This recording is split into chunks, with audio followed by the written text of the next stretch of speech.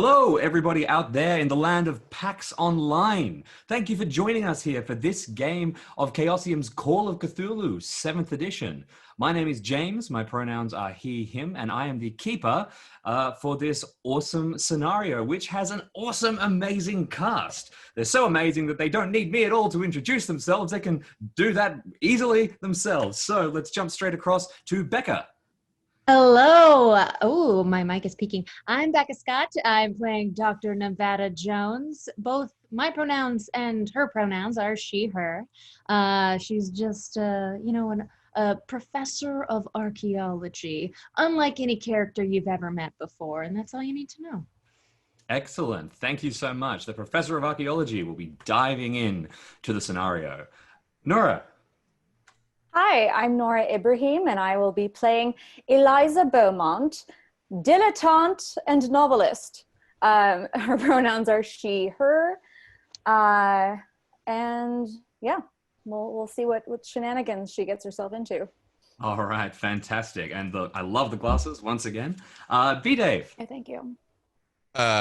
B. Dave Walters, he, him. I'm playing Wentworth Avery. I'm a professor of linguistics. You see, I know a number of languages. I'm rather proficient in slang also with the kids, what they're saying these days. And I'm prepared for a mysterious, spooky adventure. Could you give us one example of something the kids like to say?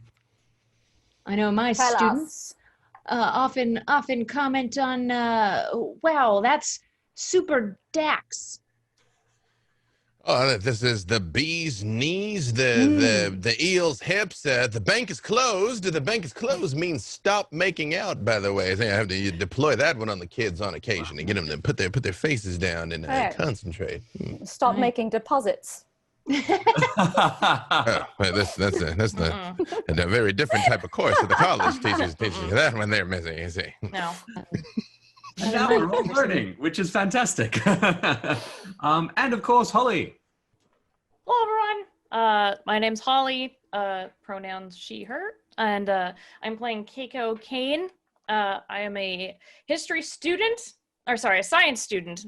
And I don't believe in anything, and I think that everything is fake. Science can explain everything, and I am going to prove that none of this is supernatural. Oh, absolutely, of course. Because it's completely not real, for sure. Exactly. Anyway, so those of you who don't know about Call of Cthulhu, Call of Cthulhu is a role-playing game of horror and investigation, where the players struggle against incomprehensible and terrible forces from planes beyond human understanding. And with that in mind, let's jump into our scenario, which is taking place in April of 1921. So,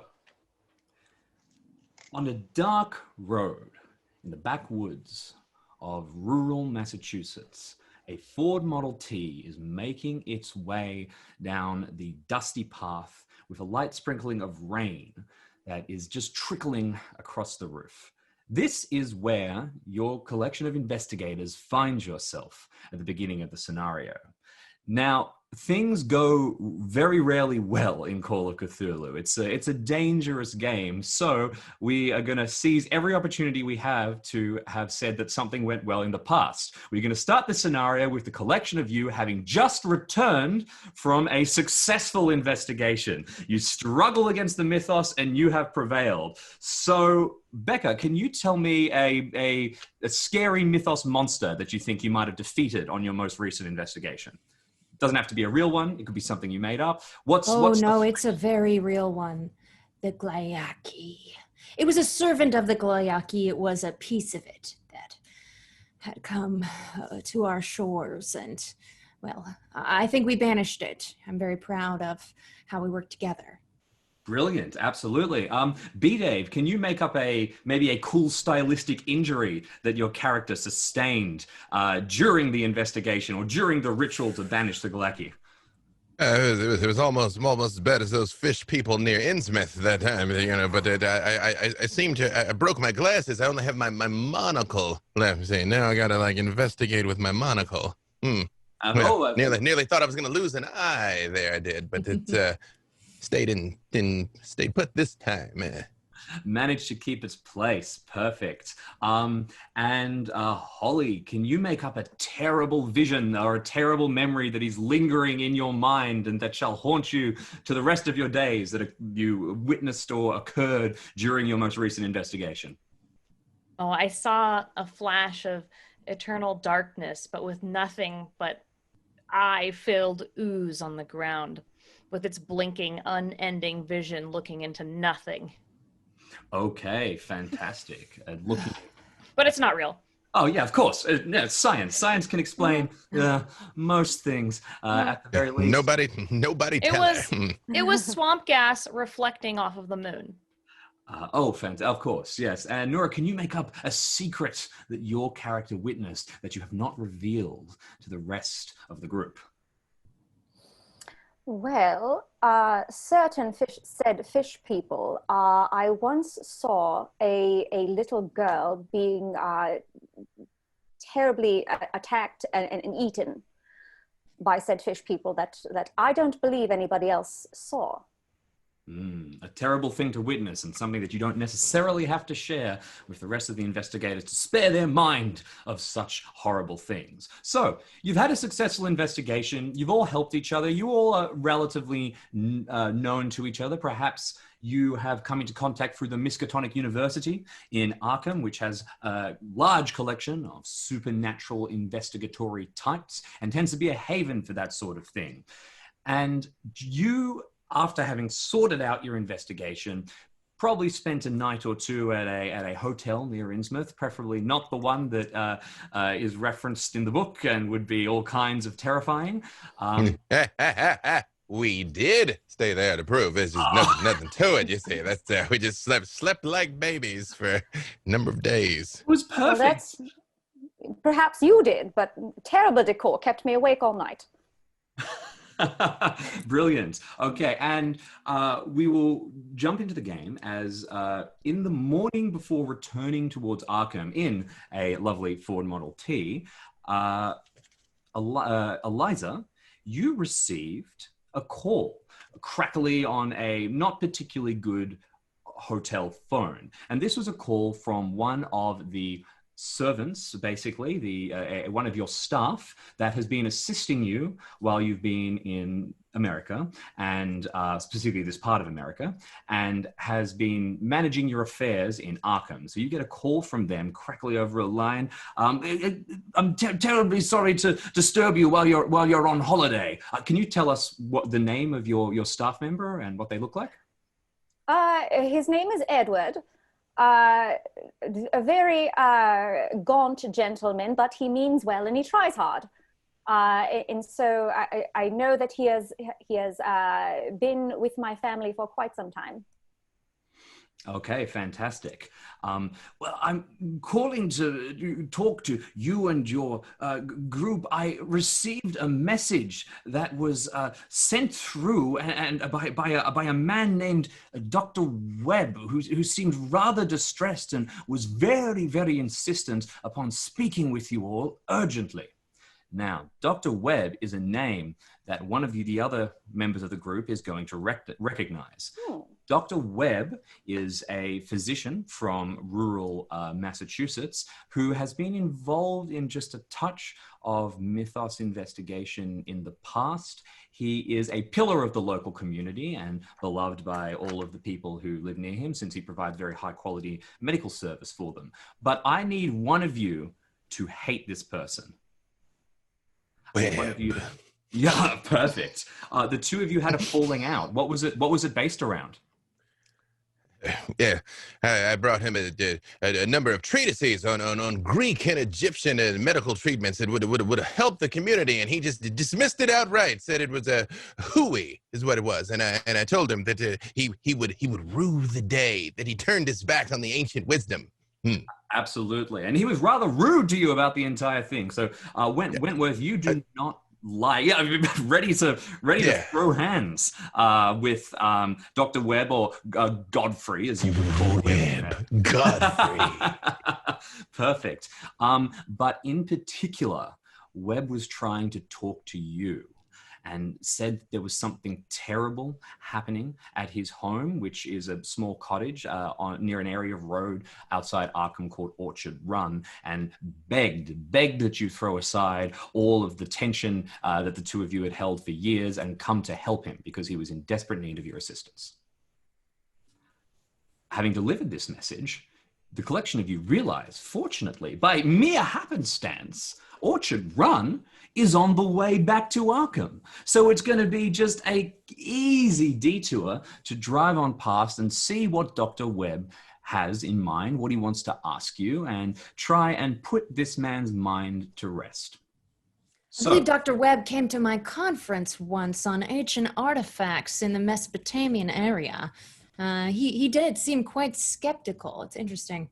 You also had a similar experience, Avebury. Godfrey, like I'm very much preoccupied. Like, and say, I want to go to his home just to prove this is a bunch of hooey. Keiko, you can show him up, show that he's just scared of something completely reasonable. Like he didn't listen to the true arcanum. It probably just were raccoons loose in the walls or some such. Old fuddy. I agree. I think that raccoons are responsible for most of the things that we see. Well, Keiko, perhaps you will learn that discourse is the way to get to the bottom of anything. But sometimes there's mysteries that can't be explained. Before we go blaming everything on raccoons, my question is, it's rather unusual that Mr. Webb, or Dr. Webb, who I haven't personally met, had seeked out our assistance, given that he has a very dislike, I wouldn't say dislike, but not a very good rapport with you, Wentworth. Well, he also did not call me directly. I told him to go chase himself and hung up the phone. But that's fine. He indirectly can ask for my assistance. And you, brilliant young observers and scientists and dilettante. I don't know how one trains to be a dilettante. But yes, you've proven yourself many times over, Miss Eliza, many times over. It does speak to some desperation that he would go to such lengths. That's true. How did he know we were at that hotel to call? He just thought the most dangerous hotel in Innsmouth would be where we'd be located. Is it? Perhaps. Yeah. He spoke to Edward, of course, yes, Miss Eliza's right. assistant. Yes. We do like danger. It's fine. You believe that Webb probably got in contact with the Miskatonic University, and that led through to getting in contact with Edward, which led through to getting in contact with Eliza. You also think that the only reason that Dr. Webb could have contacted you specifically, given the tension that the two of you have, is if the matter he was so terrified about referred to, or at least he believed it referred to, the mythos and terrible things that nobody else could explain. You are his last port of call. It's a trick, but let's go. Who's driving? Can you step on it, please? Presumably I'm driving. Fantastic. Absolutely. I can't drive. The last time I drove, I crashed. Not a good sign. Yes, I think I took the night shift, so I was taking a break. I say I'm driving, but I only have a 20% skill in drive, so I don't have to be driving, honestly, because we're going to be like Model T drift out of here. That's all right. And also with your monocle, I could be your eyes. It's true, yes, Oh, exactly. no. I will direct you.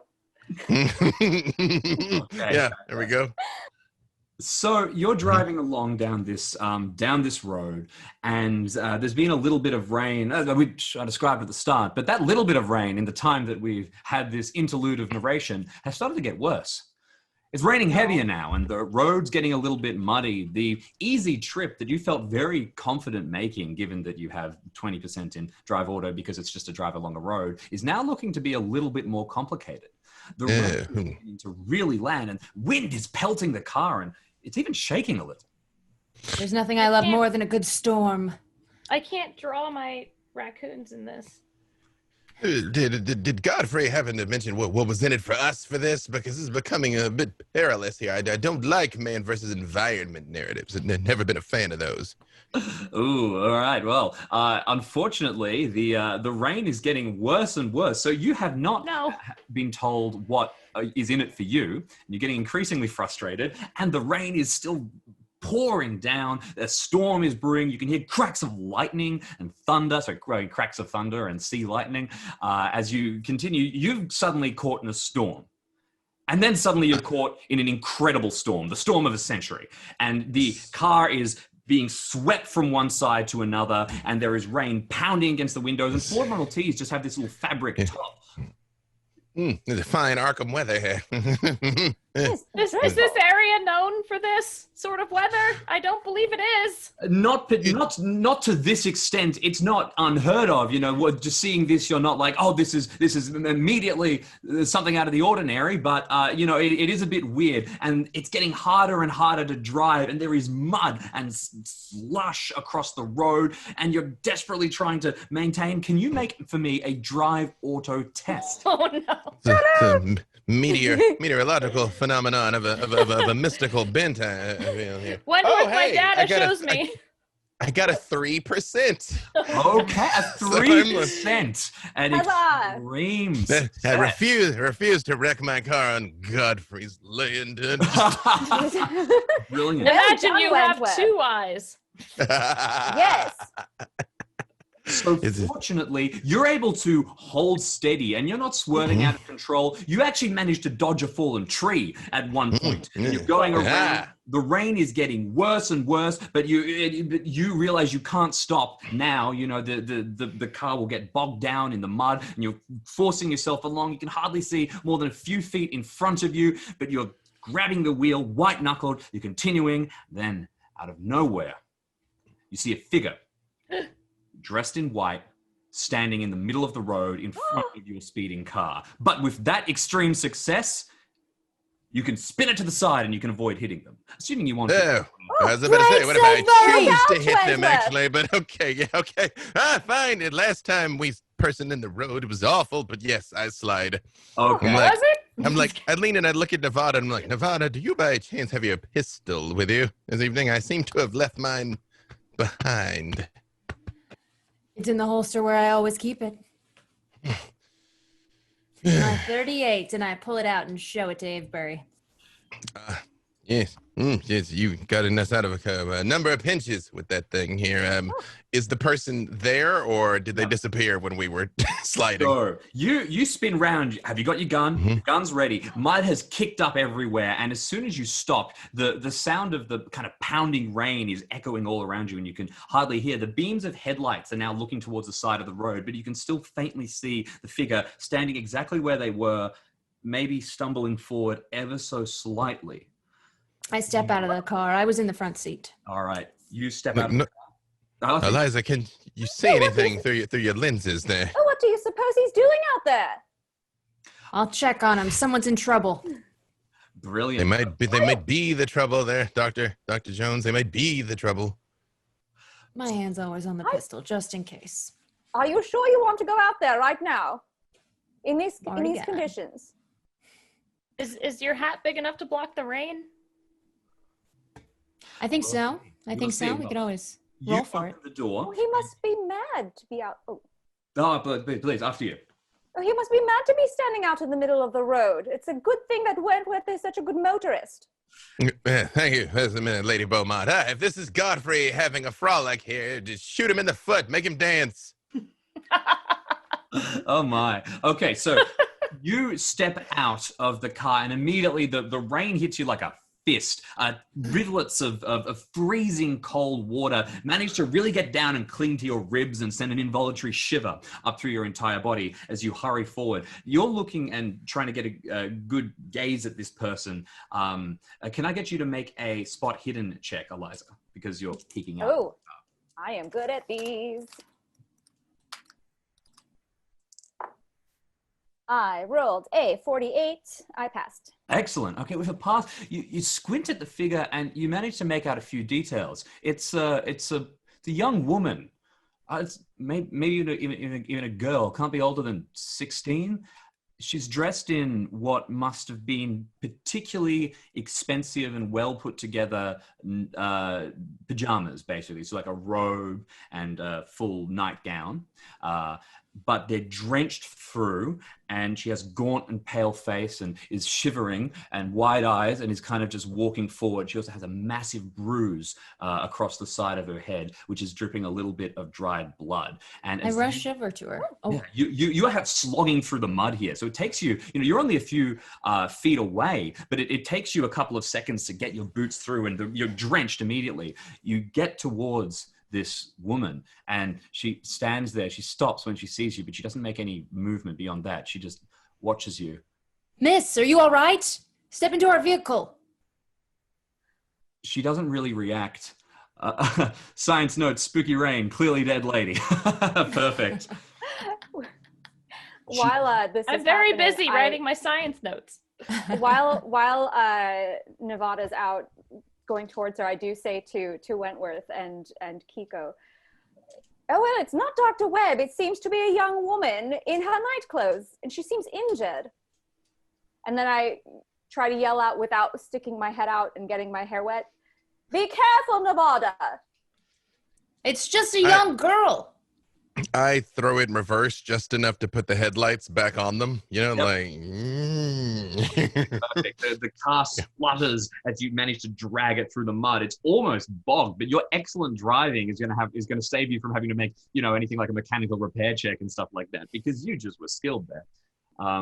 But the headlights swing round, and Nevada is captured, framed by the pouring rain around, and this woman isn't really following your instructions, but as you reach out, kind of mutely begins to be guided towards the car. And as you're moving put her in the back along, seat next to, I make Kiko scoot to the middle. Oh, I don't, does she smell bad? Not particularly. She's rather clean. The rain has, the biggest concern is that the tips of her fingers are turning blue, and she appears to be, suffering from some kind of exposure here. This storm is bad, and I know what that is. Give her your jacket. Yes, quite. Sure. Well, I mean, she's not a spectral young woman. As you remember, there was that one time that we got halfway down the road with a revenant that bit through the back of my chair. Yeah, and I do. He does seem corporeal. Yeah. I'll scoot over just to the other side and just kind of Perfect. So, do I recognize this young woman? Oh, you might. Make for me an education test. Education representing your job training here. So I think that's probably the closest I'm going to get. This time I rolled a 9, so I'm officially out of good luck here. It's nowhere from here on out. I'm out of good ideas. But I'm very spinning so early. He gets in, and I'm like, hey, young woman. Yeah, right. You do recognize her, and you recognize her based on your obsession with Godfrey, because you know everything about this man and it's your professional business. This is his granddaughter. Her name is Elia. Has the look of Godfrey's granddaughter, Elia. Elia, is that you, dear girl? Is it you? And I do just kind of like rub that hand clap thing. Oh, Elia. Girl. Let's all rub and clap. Front seat, Nevada, and you turn around. You're all in the car now, and you're soaking wet still. And this girl is still there, and she makes no response apart from to whisper, "Dead light, bright light." That seems ominous. Dead light, bright light. What do you suppose that means? We're turning around and leaving is what it means. It's just not call. Maybe we should call upon Godfrey tomorrow. She might have had a concussion or something. Maybe she's hallucinating. Also, perhaps Dr. Webb is worried sick about her. Let me talk to Elia again. Elia, dear, I recognize you've suffered some sort of traumatic event, but we were going to visit your grandfather. Should we go on, or would you recommend against that? You try to get through to her, and can I get you to make for me a persuasion or a charm check, either of those? Sure, let's go with charm. The girl looks ossified to me, if you know, you know what I mean. I do actually start driving towards the house. Okay, so you pulled shut. While she's I talking failed. to She her, didn't tell me a thing. Unfortunately, you don't get any more out. She whispered. Can I try and hand her my notebook and the pen? Yeah, absolutely. You hand her your notebook and the pen. You're trying to talk to her, Nevada, and all she's saying, she goes, "Grandpa, dead light, bright light." And We got after that being part. handed the pen, she will start to sort of draw something, and she draws a circle and then begins to circle it over and over again until there's just a circle in the center of the page that has been circled through 1,000 times. Let's take the pen away. I take the pen away. And I Does she still keep circling with no pin? For a second, yeah. There's a little bit of okay, you're done now. Now you said that you were beginning to move towards the house, so you've taken off forward and you've begun to head along the road, and suddenly there is a crack of lightning right next to you, and you realize that you are passing through some kind of worse section of the storm. Trees start to sway around you, and bits of sticks are buffeting the car. And this is not in a moment, but this storm is getting worse and worse and worse, and you do not feel safe driving. This is the kind of condition where an experienced driver would be, we need to find somewhere, we need to take shelter. It's just a luck at this stage that a branch hasn't come and crushed the car. Thinking of Faster, Avebury. Desperate to try and find somewhere to hide, you do spot up ahead, like a miracle in the distance, the lights of a small rest stop, gas station, towards the side of the road, a little kind of diner. Do we have any idea roughly how far we should be from his house? Because she went on foot, presumably some distance. So even roughly how close? You couldn't be more than half an hour's walk away and maybe 10 minutes drive. 10 minutes under optimal conditions, which these are not. Would you all like us to pull over and pit in for a moment, or shall we challenge it? Well, I don't know about all of you, but adventure makes me peckish. And these are dreadful conditions. Perhaps if we wait a while, the storm will give way. I can't take notes if the car is moving this much. Yeah, well, we go with the majority rule, and apparently everyone says stop. So I whisper to Wentworth, perhaps she didn't come from her grandfather's. Do you think maybe she's escaped from elsewhere? Well, no, again, I feel like the girl's been into the Panther Piss myself, but mayhaps. The Panther Piss? Yes, it's what the kids call it. It's the whiskey, the old Panther Piss. It's a little bit of the homemade. You gotta learn how to loosen up a little, Lady Beaumont. I mean, not now. Stay tight now, but later, loosen up. I know what that is. I'm a youth. Can't go. Right. You see, remember the still they set up there in the biology department down. It tasted like potatoes and onions. God awful. I passed out for 3 days. Yes, I was embarrassed that I'd lost 18 hours myself. But yes, maybe one day we'll revisit that place. But I try and get as close to the building as I can, so they don't have to go through the rain. Like if I can get right to the door type thing. Sounds like a good idea. So mercifully, you pull in towards the building, and there is a shade further forward that covers a good deal of the rain over the gas pumps. It is really run around to get Elia out, since things seem to be difficult for her. Totally. So if you're over helping Elia, the car pulls up. It's really like coming out of a sudden to silence, because the rain stops landing directly on top of the car, and there's a merciful quiet. You feel slightly insulated here.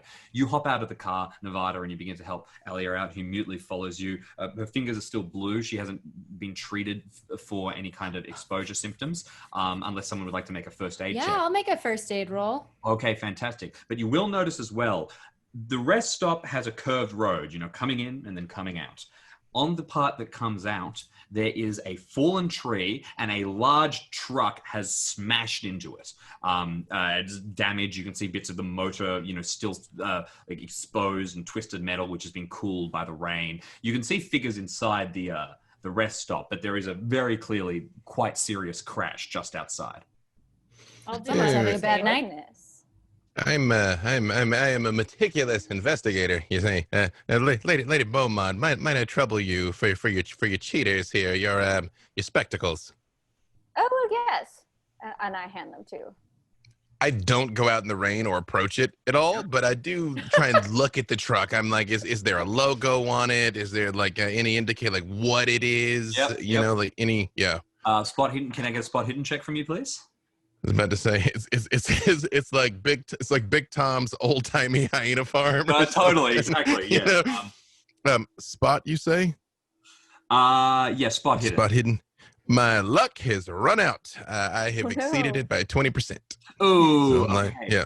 So this, how do you see anything through these glasses? Well, perhaps they're not your prescription went with. And can I take a look and see? Sure, make a check yourself. Now, just the things that you can obviously see. You know, there's no logos on the truck, so to say. There's not like a big, John's Delivery Company or something like that up on the side. It looks maybe like a privately owned vehicle. Make your spot hidden check. Okay, that is a pass. That is a pass. Okay. You think this is probably a farmer's truck of some sort. You can see, caked in soil that, although it is now getting blasted away by the force of the rain, it has really made its way into the grooves of this vehicle. It seems like it's seen a lot of use. You also managed to kind of lead and get a good angle and look into the cab, which, although it's been pierced a little bit by the impact and there's some rain coming in, you can see that hung up in the back of the cab is a large shotgun. Oh, these poor farmers. Although, wait, there is a shotgun back there. Do I see anybody else is there anybody visible? Inside the rest stop itself, which has sort of a diner section at the front, you can see there's a couple of figures moving around, and one or two of them are kind of leaning out, looking towards the collection of you because they've seen a new car arrive. Even as all this was happening, I was very slowly leading Elia, who was only taking very tiny steps towards the door. And once I get her inside and sitting in a booth, then I'll perform some first aid. Okay, fantastic. You're leading her inside. Are the collection of you going to follow, or is there anything else that you would like to do outside? I'll follow, because I want to do a first aid check as well. Because I talk about how my brother is a doctor in San Francisco and how he taught me how to do first aid checks. As like a real doctor, a scientist. I gave myself a 50-50 chance, and I think I'm going to try and get the shotgun. Okay. Now, all right, fantastic. So you edge out of the... I think I can make that, Eliza. I'm more spry than I look, you see. I think maybe worth a shot. What if they're armed inside and they see you? Well, I mean, presumably the driver abandoned his firearm to go inside. You see, might be doing him a favor. Could you just keep an eye out if you see any shuggoths creeping up out of the grass? Let me know. I can't guarantee that they don't have anything on them. But all right. Well, I mean, no, I feel like that is more of an argument for the shotgun rather than against it, there, lady. I do edge out. I make a point of giving her the keys before I go. Okay. You don't even for this. You struggle through the rain, and it is once again like hit by a fist as you come through. You get up into the cab, and you do a little bit just to avoid being seen by the people inside, but they don't have a good angle. You come up, you get the shotgun. The front of the barrel has been sawn off, so it's a little shorter. You could hide it under your coat or something like that if you'd like. Yeah. And as you are stepping out, something catches your eye. Make a spot hidden check for me. I will shoot it. I'm like, cool. Oh, hey, the luck is returned. That is a 19. I pass it. Beat it by 30%, I suppose. Just to be clear, as an aside, I know lower numbers are better. Like, is there some margin which constitutes like great success or? So we have 3 tiers of successes. We have a regular success, which is just underneath. We have a hard success, which is under half, and we have an extreme success, which is under a fifth. That might hold on. That for spa, that is under a half. Brilliant. Okay, so hard success. Okay. So you, as you're heading out through the rain, through the wind and the bluster, you spot something on the other side of the road. So far across the, quite far away on the other side of the road, there is a light. It's moving through the trees, and you only see it for a couple of seconds, and then it's gone. Did it look like a dead light? It might be what the girl was referring to. I super hightail it like back to my varsity days. You see, knees up in the mud, knees up. Hoop. Okay, fantastic. Where are you going? No, I do not go after. I'm coming back. Oh, Yep. Like I'm like, yeah, I thought that's you were where running after. No, that's where I'm not going. I'm Excellent. going that All way. That's much more reassuring. Although as I'm coming, I am pointing. I don't know if she's gonna have a chance to see it, but I'm like, What is it, Renwith? There's a light in the trees.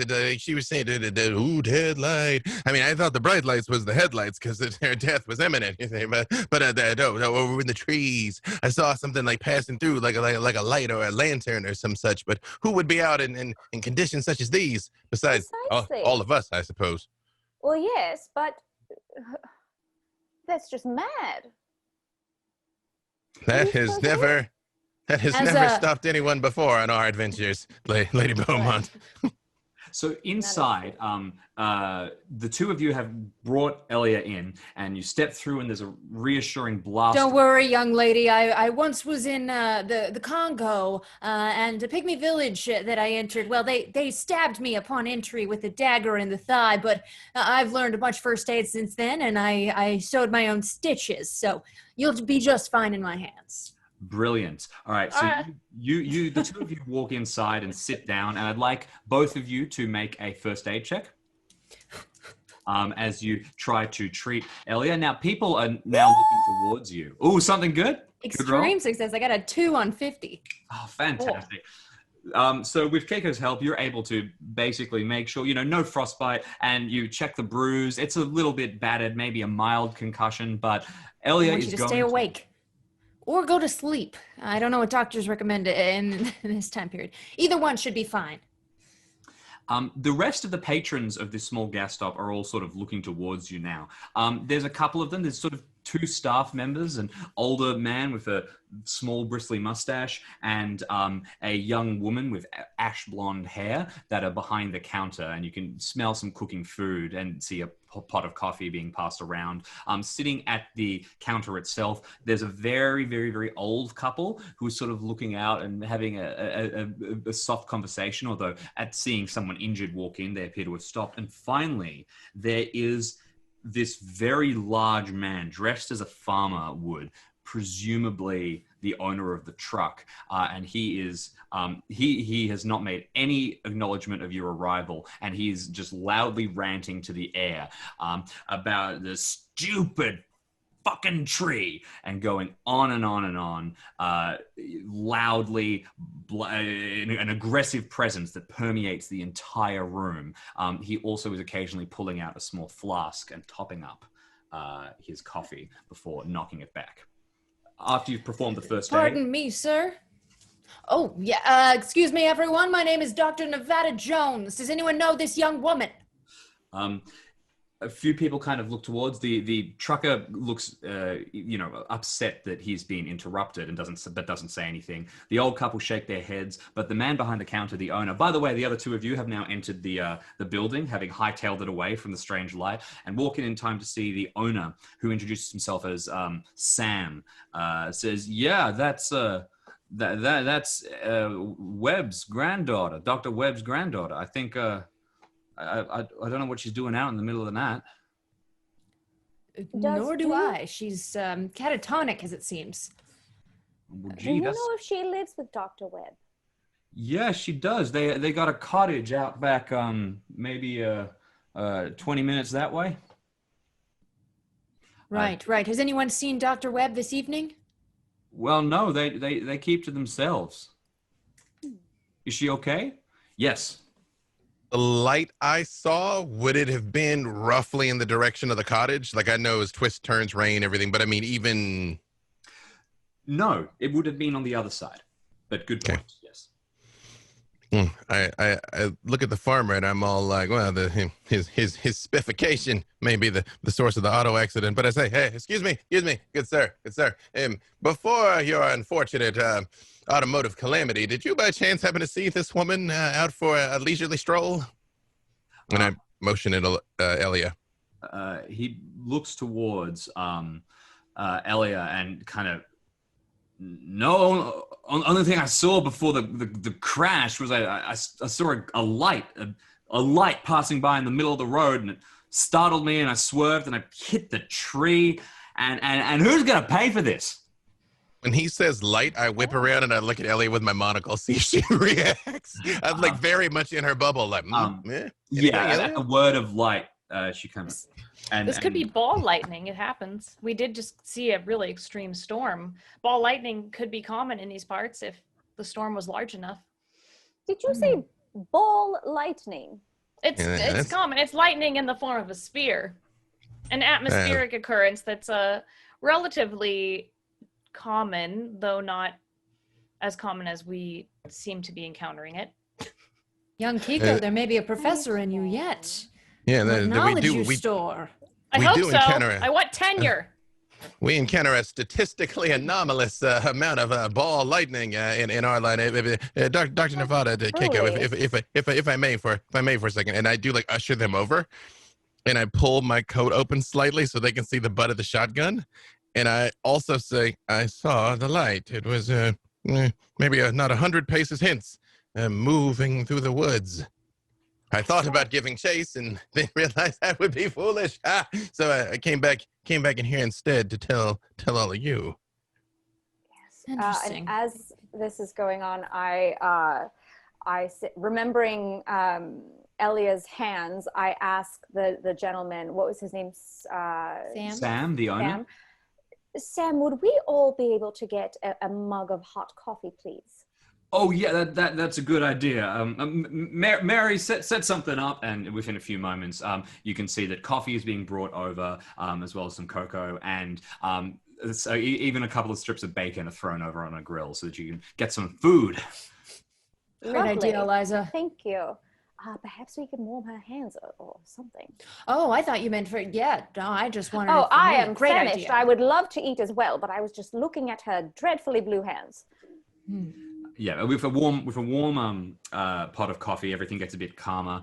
This collection of you scoot into a booth where we're all now isolated a little bit from the rest of the people here. You can still see this farmer loudly yelling in the corner, and Sam sort of enduring listening to him. You are a little closer to the old couple who are sort of having a very old, charming conversation. Every time there's a flash of thunder, the older woman kind of points out and says, "Oh, the angels must be crying," and they have they seem a little odd but very peaceful. At that I say, "Did you hear that, Keiko? The angels must be crying." Angels just to kind of egg her on. Angels aren't. They're not real. That's definitely a hallucination from our past. Kiko. Sir, madam. Mob. Just as an aside, do the words EA Cthulhu for talking mean anything to you by chance? No reaction? The two of them glance at each other, and then the man says, well, I don't speak that much German, so that was German, right? No, and when he reacts like that, only then do I drink the coffee. Oh, right. Okay. I'd like to saddle up to the counter and maybe straddle a bar stool and ask Sam a little more about Dr. Webb and Elia. You say you don't see these people much, huh? What do you think of them? Well, I see Elia a little bit. She comes around, fill up her car, and they pay well. I deliver some groceries through to them every now and again. Dr. Webb's old, he don't move so good, so I got to well, you understand. Seems like not many people live around free. here. No, it's quiet around here. Orchard Run. I mean, there's farms around here, but no, it's quiet. Huh. And do you need the doctor's services much? Is he your local doctor? Oh yeah, well, people come all over to see him. He's quite talented. Sometimes we get all kinds of odd types coming to visit him. Actually, now that you mention it, driving fancy cars and the like. He tends to a lot of richer clientele. Interesting. Can I roll psychology to see if there's anything he's not telling me? Sure. Roll a psychology check.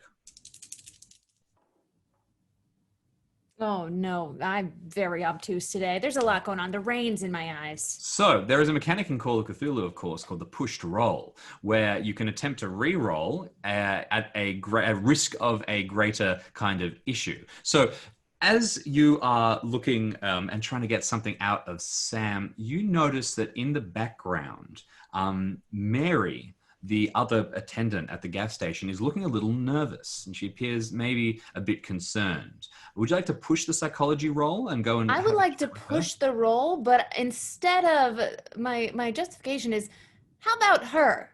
What does she know about them? And I want to dig deeper into Mary with my push roll. Maybe that's what gets under people's skin. We'll see what happens. Ooh, can't spend luck on a push roll. No, can't spend luck on a push roll, I'm afraid. So you kind of lean over. These dice are in trouble. Hold on, they're going in timeout. That's jail. So you're not quite sure what reaction you're expecting. Sam goes to sort of explain who Mary is, and Mary snaps round and says, "Mind your own damn business." And then... Testy. And she storms away, like having realized that she's made an outburst, and kind of vanishes into a back room. And Sam looks surprised. Kind of, sorry. I coolly spin around on the stool and see if my party noticed that strange reaction. I don't like it when people are angry. As a scientist, you understand, we can't control the ape brain. You see, sometimes just the anger comes up. Hey, by the way, I call it the Sam, lizard brain. We don't have a lizard brain, Keiko. Like, that's... Hey, come. You're supposed to be a scientist, Keiko. We're all part lizard. Lizard people. Ape I brain, heard lizard a brain. legend about lizard people when I was inside of a pyramid. There was, drawings. Yeah, I mean, we saw fish people. Keiko didn't believe it, but then it's telling us that we are lizard people. That's it. You're a curious child, I don't but think don't they change. were fish people. I just think they were raccoons that might have been extremely wet and covered in seaweed. How does a raccoon resemble a fish? If it's covered in seaweed, anything can resemble a fish. Does a raccoon have gills? If the seaweed is folded in a certain way and swamp gas is reflecting off the moon, you can see anything. Just like this ball lightning outside. Sam, you by chance, do you have a blower, Sam? Do you have a telephone? I know you're in these quaint environs. You may or may not, but... Yeah, we do. You're welcome to use it, and gestures towards a side room where there's a telephone. Do we know Dr. Webb's telephone number? Whatever I think of the man. Would Edward have left it with me? Yeah, you would have had Edward has left a number with you, so you can just Eliza, when you call after the proper pleasantries, of course. Please let him know that it was Wentworth Avery. It was instrumental in the saving of his grandchild. Make sure you slip that part in there when you talk to the man. I thought you hated him. Why are you trying so hard to impress? I want him to know that he needed me. Keep your enemies closer and all that. Right, well, Wentworth, are you sure you don't want to make the call yourself? No. I wish to impose upon the man in person when I see him. Not me, not like this. So I proceed to call Dr. Webb. All right. You head over to the telephone, you dial the number, you pick it up, and crash! There's a strike of thunder, and all the light goes out, and the phone goes dead. Oh. And suddenly, power outage. You're all surrounded. Do I see any ball lightning? Make a spot I look hidden check. outside. Yeah. All right. And I really wanted to tell him that you sent your well wishes, Wentworth. Yes, I suppose we'll have to do it in person. Also, Keiko, by now you must admit that happens a statistically anomalous amount of the time to us, that things like this keep happening to us. Well, a statistical anomaly is just a statistical anomaly. How did the all right, so I got a 42 on my... I have to look at my... Your skill, no worries. For... What was I doing? Spot hidden? Spot hidden, okay.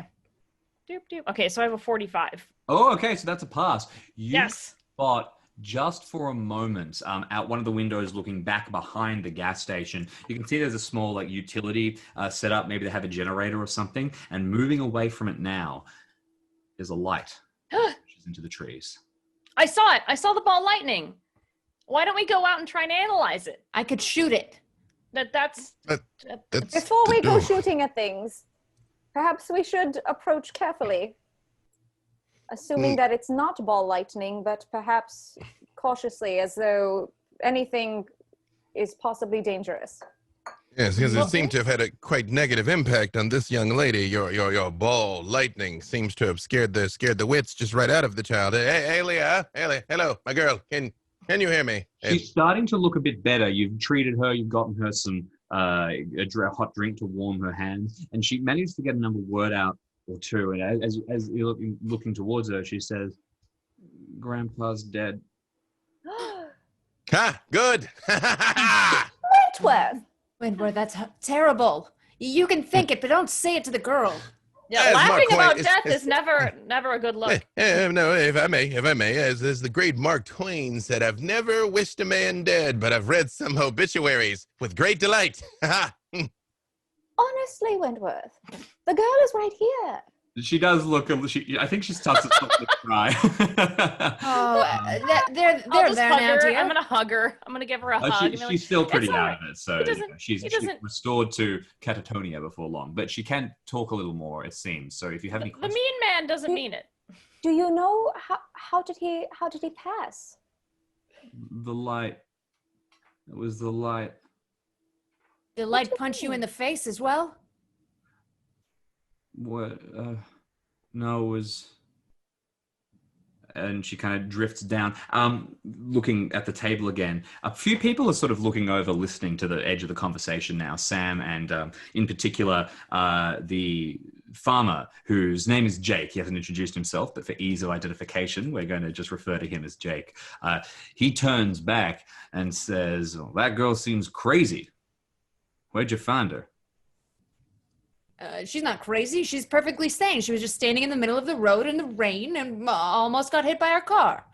That She's sound in crazy. shock, She you see. suffered an This is shock. accident, just like you. She suffered an accident, and it's uncalled for to say here that she's crazy. She's been taken by a bit of the fog of war, you see. She's seen something traumatic that her brain is diligently attempted to process, you see. He Maybe bristles. Jake can help us out. The implication that his accident was his fault, and he spins around angrily and he's muttering and grumbling. He might be able to help you, although he does seem a rather objectionable sort. Seems Let's rather keep an eye surly. on Elia. Elia, did she answer that she was hurt by the light as well? She didn't quite answer who had hurt her, but she did seem to imply that the light was. Well, she implied that the light was responsible for the death of her grandfather. Now, you know that the cottage is only about 20 minutes walk away, although it would be through a storm. That said, you have seen this ball lightning drifting around the outside of the area. I'm a little afraid to look straight at this light if it's so powerful. Perhaps It's a we can simple look through a looking natural- glass. It's a phenomenon, a simple natural phenomenon of the storm.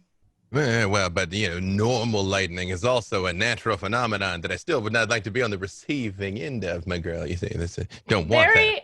Very good point. Very good point. I don't want My to get hypothesis is that this is anything but natural. I have seen some ancient powers that are unexplainable by our modern science. Did you have any adventures that were normal? Like you just went to a pyramid and it was neat and you left?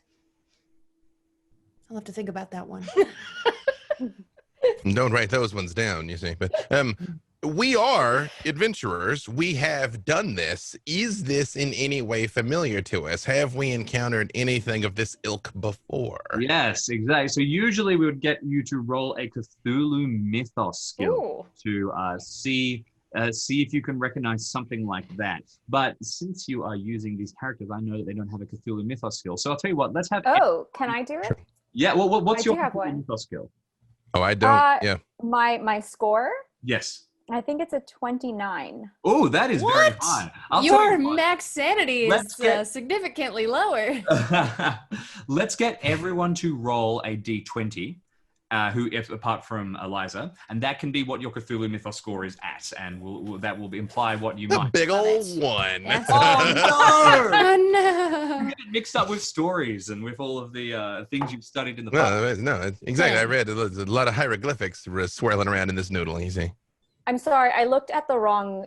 It is a 16. Okay, Is that cool. still okay? No, that's still fine. That's great. Okay. All right, mine is a Hey, 7. having So if- 29 is a dangerous thing. Yeah. So if everyone's rolled a d20, then and got your Cthulhu Mythos score, then somebody, just one person, can decide to make a Cthulhu Mythos score and see if you might have encountered anything like this before.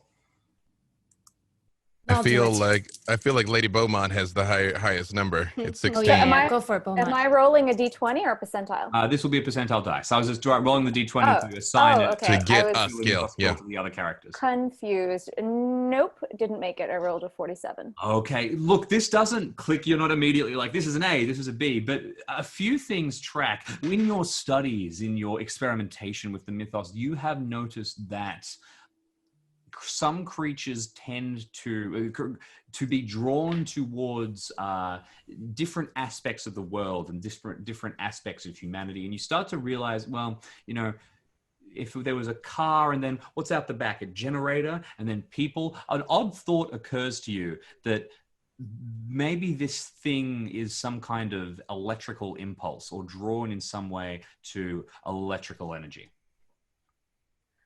Well, it does seem to be not to directly believe that it is ball lightning, but it does seem to be electrical in its nature. All I know is that something happened at the house, and if there's a corpse, we should probably find it. Maybe it'll hold some answers. What's the current state of the storm? It's bad, but you could push. You know you could make it to that house. You'd have to rug up warmly, and you'd have to really struggle through the rain. We can't drive? Our car works. Oh, yeah. You could try and drive. It depends. Do you feel more comfortable making a drive auto check or kind of like a climb in constitution or survival check? Would that include natural world? Natural world is the knowledge, I'm afraid, more than the application. Right. I'll take my constitutional chances. I was going to say, my skill is equal, and if everybody's going to die from exposure, that's good. It's the same for me as well. I think perhaps we could drive as far as we can go and then walk through. I agree. Yeah, I was quite enjoying the rocky ride in the vehicle, so I wouldn't be opposed. Let's get back in the automobile. It was Machu Picchu all over again, wasn't it? Yeah. It reminded me of taking a jeep through the jungle. I was gonna say, and snakes were everywhere. It's true. Quicksand, more quicksand than you would expect. If there's no quicksand on this road, I think we'll be fine. I actually look at the old couple and I motion towards Ilaria, and I'm all like, would you fine folks just keep an eye on this poor young woman until we return? Yes, it's probably best if we don't take her to see her grandfather's dead body.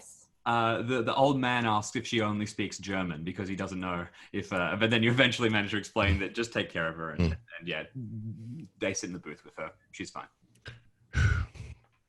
Yes, it would be awful to take her back. I'm gonna leave her my notebook so that she has something to do.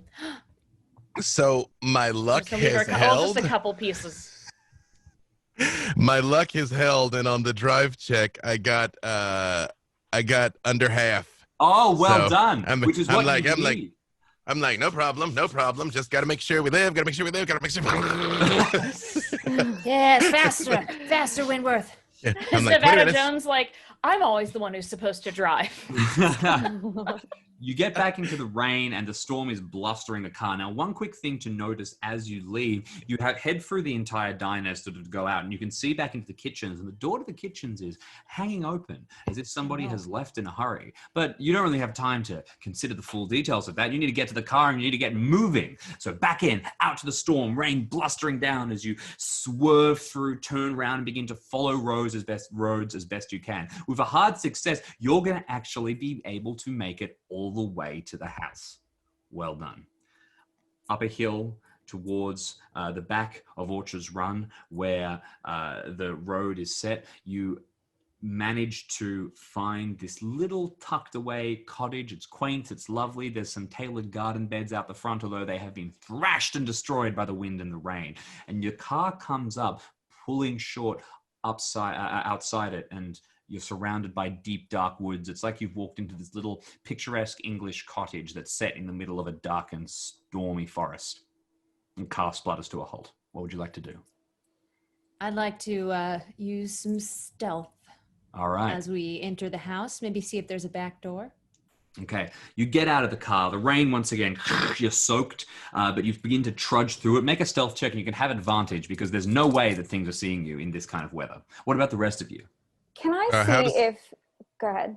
I was just going to say, how does advantage work in this system? That's all. Oh, of course, a bonus die. So you just take an extra D100 and you roll it and take the higher result. You know what? I stumbled and fell into a puddle, even with the cover of rain.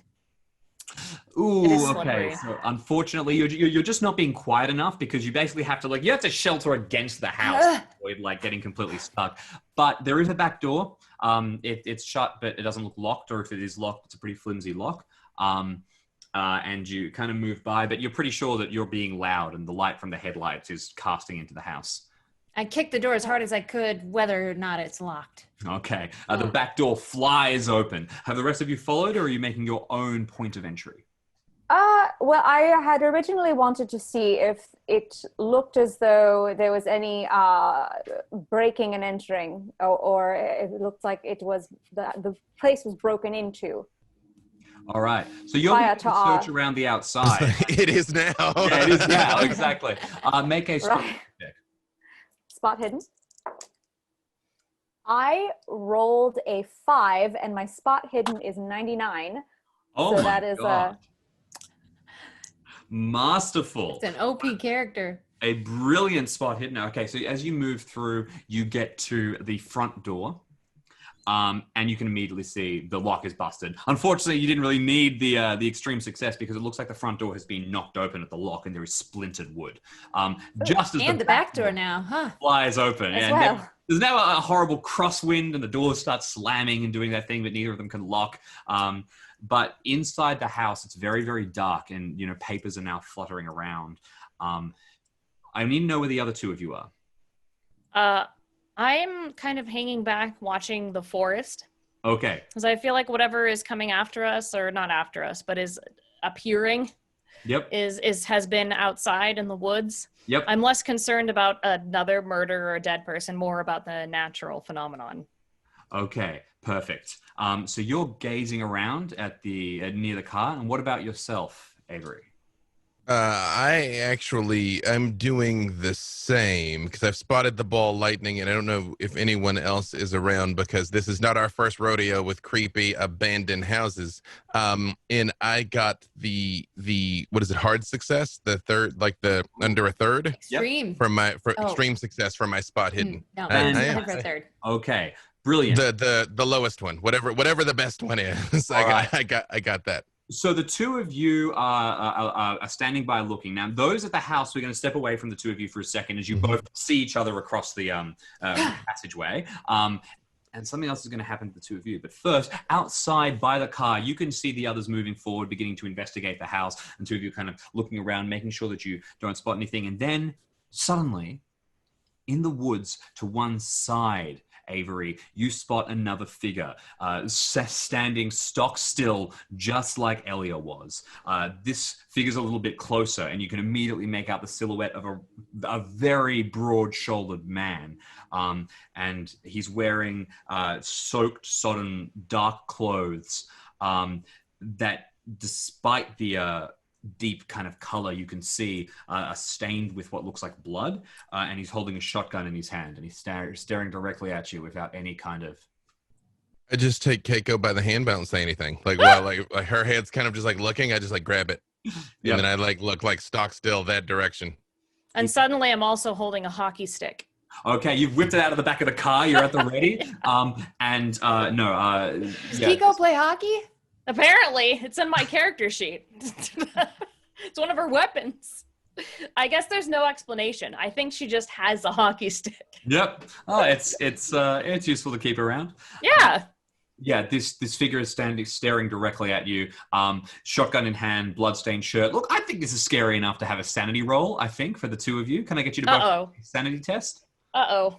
What is how is that? So you would just want to roll a D100 against your sanity skill, sanity score, just as if it was a skill. So you have a look at your sanity score on your character sheet. Right below your characteristics. There's lots of I got under half. Okay, you're all good. All right. You managed to keep yourself together. You're ready. You're you're holding. Although I do ease my own shotgun out. I don't point it at him, but I'm like, okay. Not how I wanted this to go, but cool. I got a 20, which is under 60, so I'm good. Okay, both of you managed to keep calm and don't react. You ease your shotgun out from your coat, and this man makes no reaction. He just stands there. Like, Keiko, we should probably separate ourselves a bit. Should he open fire, we won't be both taken by the buckshot.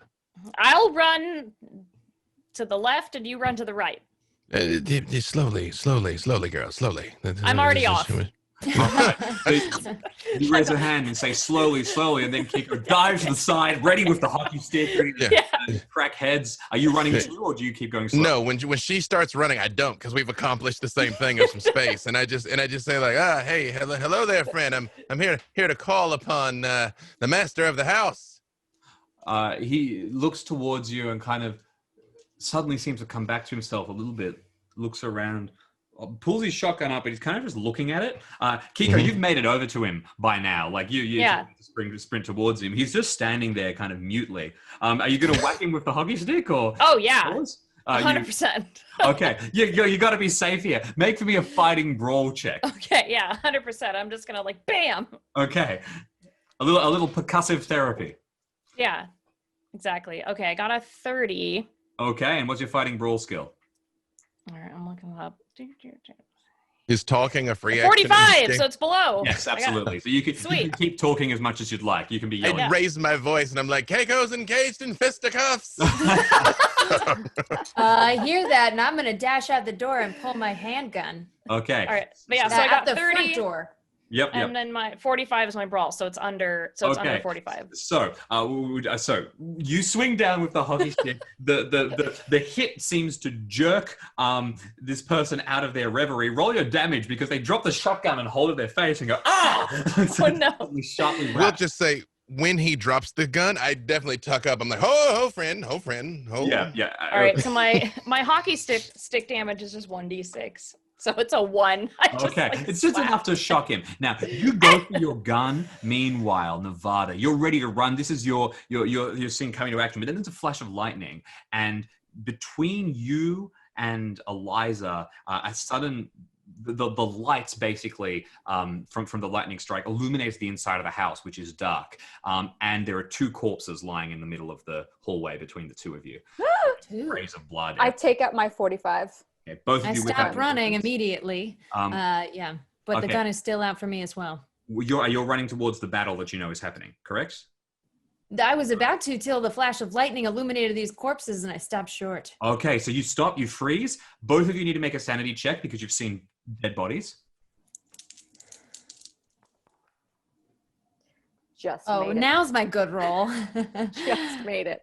Okay. Both of you managed to hold yourself together then. Neither this won't be terrifying enough to dock sanity from you. You're experienced investigators of the paranormal. Once in a dungeon in Edinburgh, I came across 100 bodies. Oh, okay. Oh, This yes. is nothing to me. Once on an investigation of mine, I had a fellow colleague stick their hand completely down a corpse's mouth to retrieve something.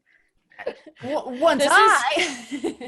is like the best flex. It's so funny. I found a snake inside of a man once, and the snake is still alive. Brilliant. Ooh. So down at the bottom of the driveway, where there's this little scuffle going. The 2 of you have seen these bodies. So what are the 2 of you in the house doing? Are you going to examine the bodies? Are you going to go towards where the scuffle is, or? Well, yeah, I'd like to see if I examine recognize Dr. Webb from that one time I met him at my speaking juncture. All right, you walk in towards the bodies and begin to look over them. Meanwhile, Eliza, what are you doing? I would just like to just generally get a physical description of the both of them because I don't know which one Dr. Webb is, but also for the other person. Okay, so the two of you step inside. We'll come back to the scuffle that's happening down at the bottom of the driveway in just a second. But first of all, as the two of you step inside and take a look, so Dr. Webb is an older man, maybe in his late 70s or mid 70s, with a very, very small frame, a stern face of someone who believes himself to be very intelligent and respected. I can see how that was someone Avebury hated. He has... Quiet. His expression is frozen halfway between, like, I guess, like anger or spite and horror. And he's leaning up against a wall, and he appears to have bled out from a shotgun wound to his shoulder. Meanwhile, the other person is a young man, probably 18, 19, something like that, and well built. And has no visible injuries on him. His eyes are sunken into his skull, and his limbs are sort of twisted around and broken, like he is, as if he's thrown them out at weird angles and been flailing about. And his mouth is crusted with foam, spittle, and it looks like he's sort of had some kind of convulsion and collapsed and died. And his panic is frozen across his face. Can I roll for occult? Oh yes, yes, Eliza. Do you see this young man? I can't look away. It's quite horrifying. It's absolutely dreadful. What do you suppose happened to him? Clearly not natural causes. Something definitely most unnatural. Does the man have a shotgun in his hands? There is a shotgun nearby. Good call. And now that you know to look for it, you spot it, and it's rolled off to the side. Seems like someone shot the fine doctor and got more than he bargained for. Oh. Can I do a spot hidden just to search around and see if there's any objects that seem, or maybe I don't know if spot hidden or occult to see if there's any objects that seem out of the ordinary? Either of those will be suitable in this circumstance. So make that roll. Meanwhile, Eliza, is there any roll you'd like to make? Yes. I think I would just like to, is there anything that I could see? Is there anything on closer inspection of the body that looks, anything similar to what I have read before, anything that I've heard before in my investigations? I'd like you to make for me, I think,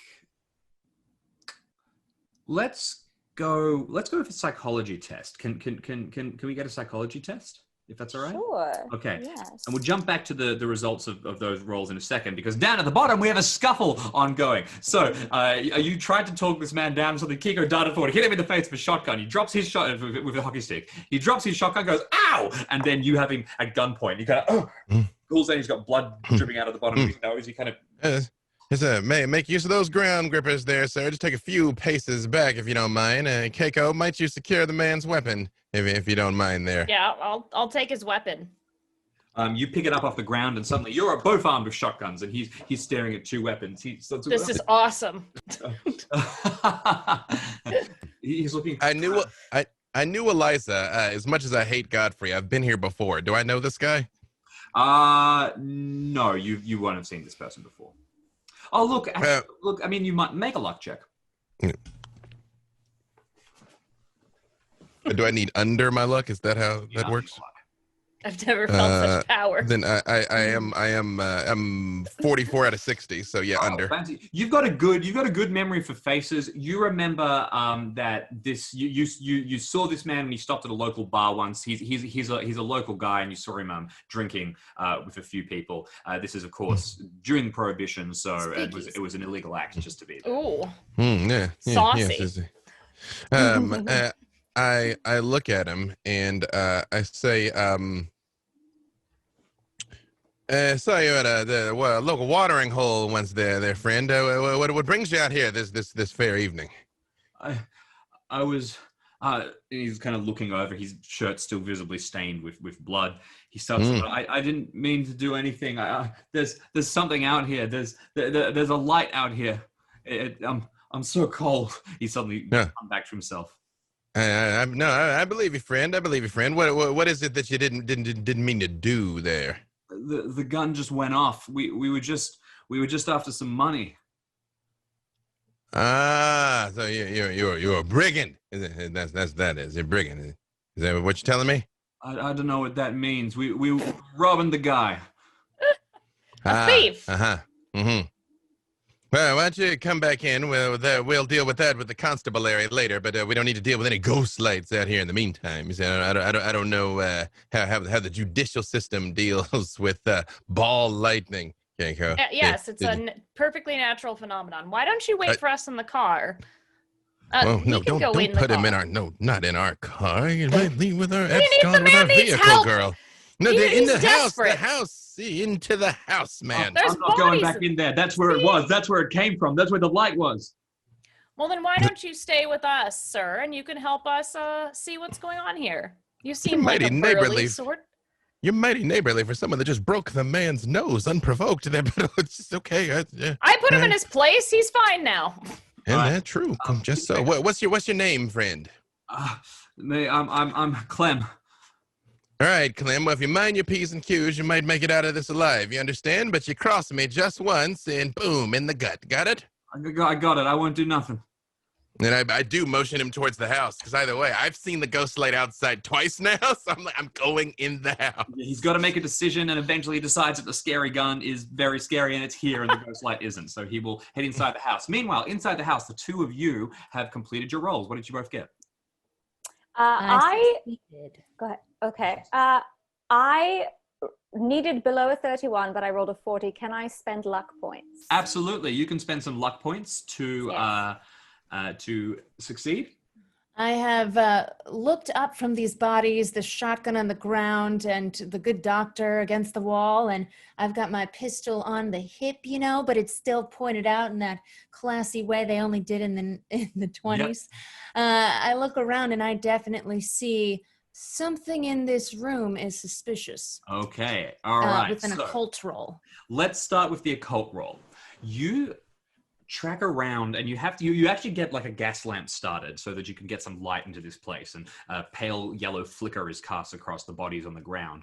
You spot towards the side of the room near like a desk that's had its drawers thrown open is an archaeologist's dream. There is a large metal sarcophagus, probably about this big, with little stands at the bottom and ornate carvings all over it, and it has been thrown open, and there's a foul smell coming out from it, and on the ground around it there appears to be scorch marks.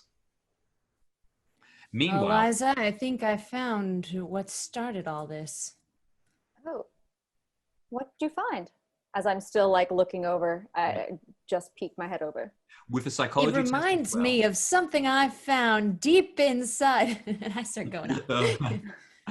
With a psychology test, what you're able to discover is this, just by looking at the frozen faces of these corpses, you're able to reconstruct what happened a little bit. And as you look at this person who's been flailing about, you see that their movements have gotten weaker and weaker. And this reminds you of when you have seen creatures from the mythos literally draw the strength out of people, suck out their life force, for want of a better word. So there you go.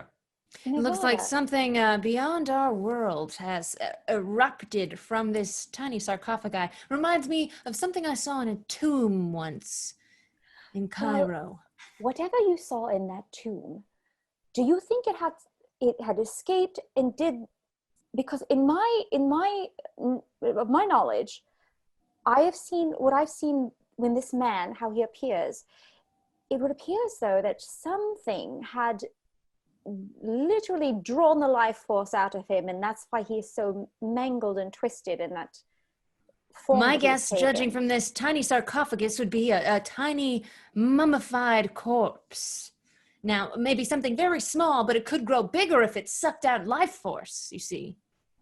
The other two of you can now enter the house. You've come through and you're pushing Clem along with the butt of the shotgun to get him to move. And you're all now, you see the bodies. Eyes above halfway if you don't want to be horrified by mangled corpses, friends. Yes, I'm like giving a warning. Yep. Apparently, this brigand here helped create at least one of those corpses, but Keiko subdued him quite judiciously, might I say. Is there any sort of fabric? I'm not faint of heart, but I know, I worry for Keiko. She's very young. So is there I like a look fabric right I at could it. put over the? I've already. You look right at it. Wow. I guess there's no need for. I put the some fabric that I corpses. found back down. I just say, please actually- keep an eye.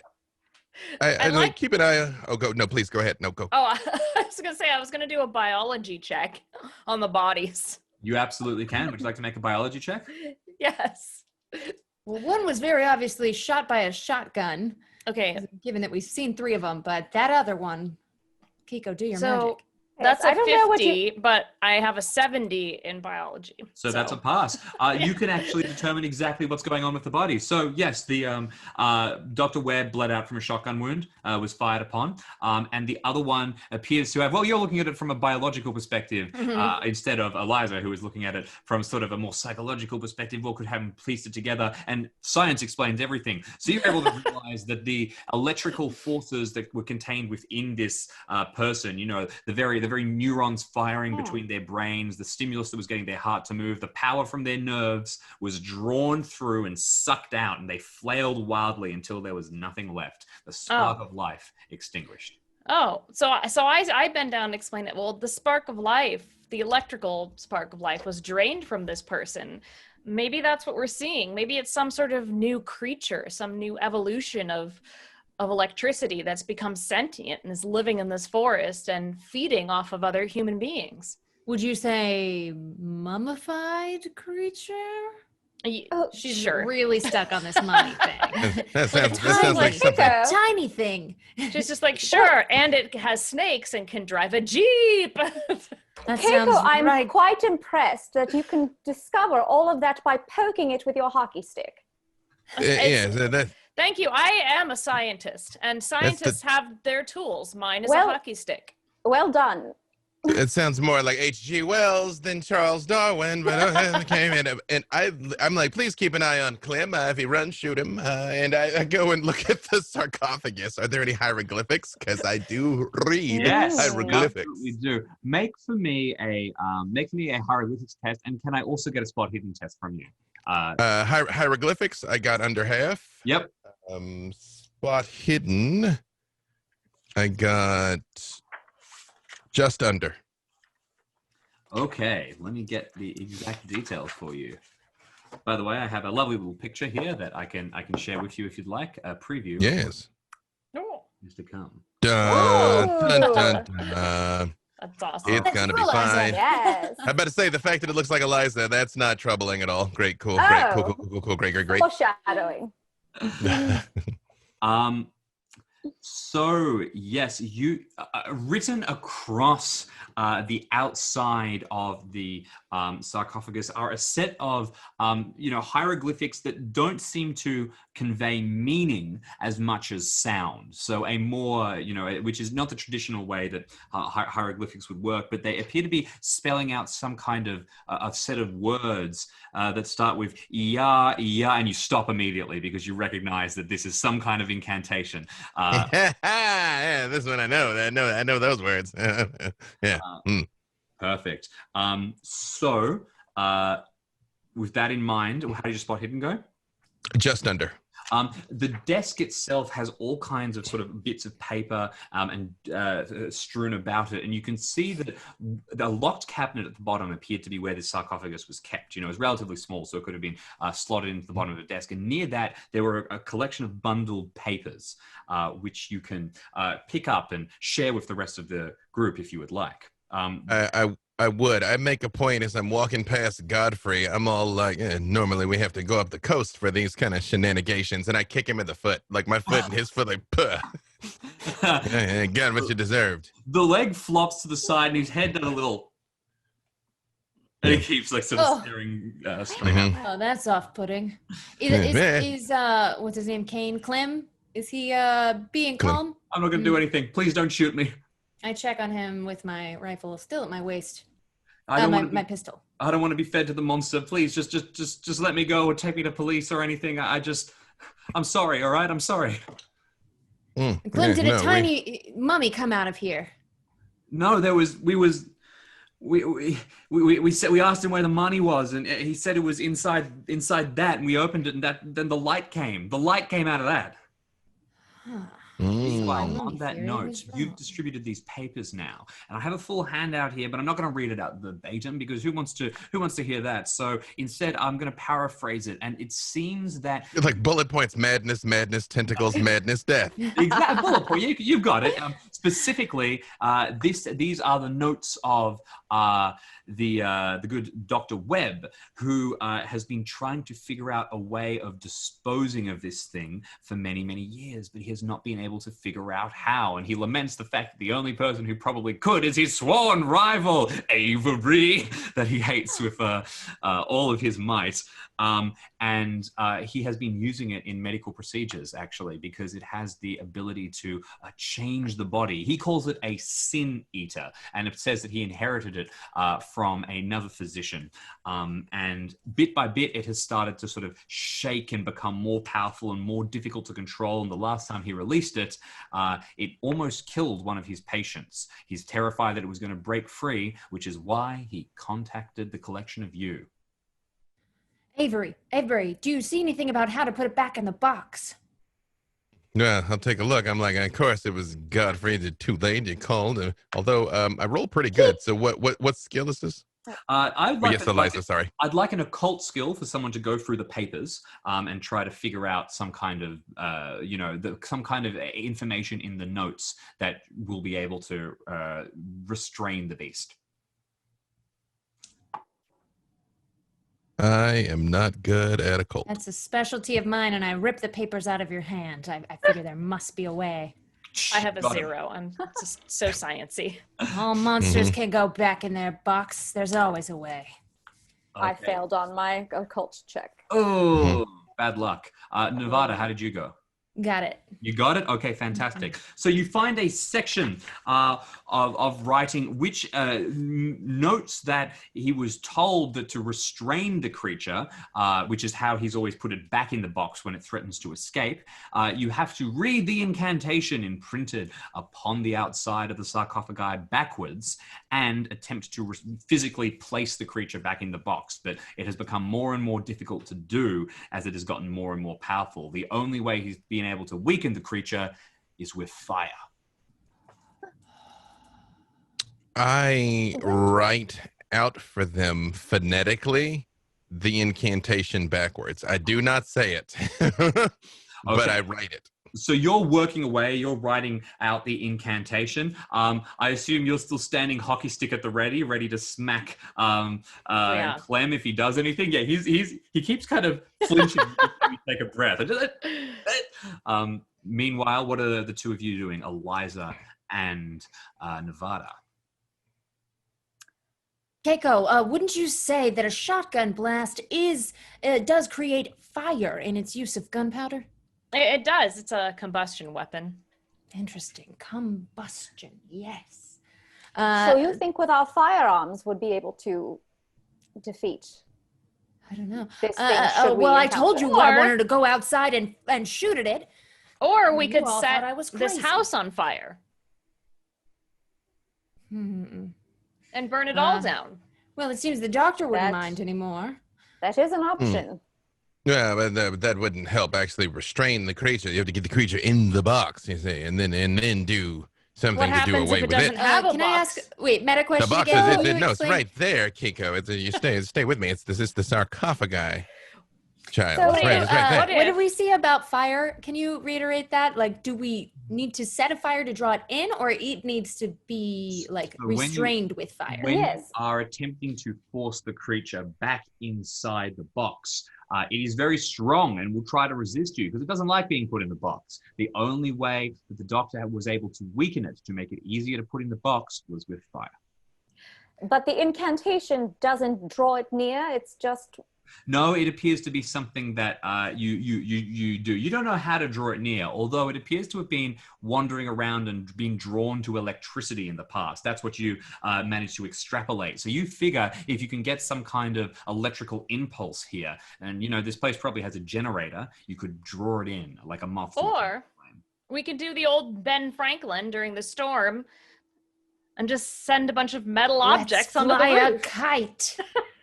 let's Can see. I if they- search the house for a kite? Yes, absolutely. Make a luck check for me. Okay.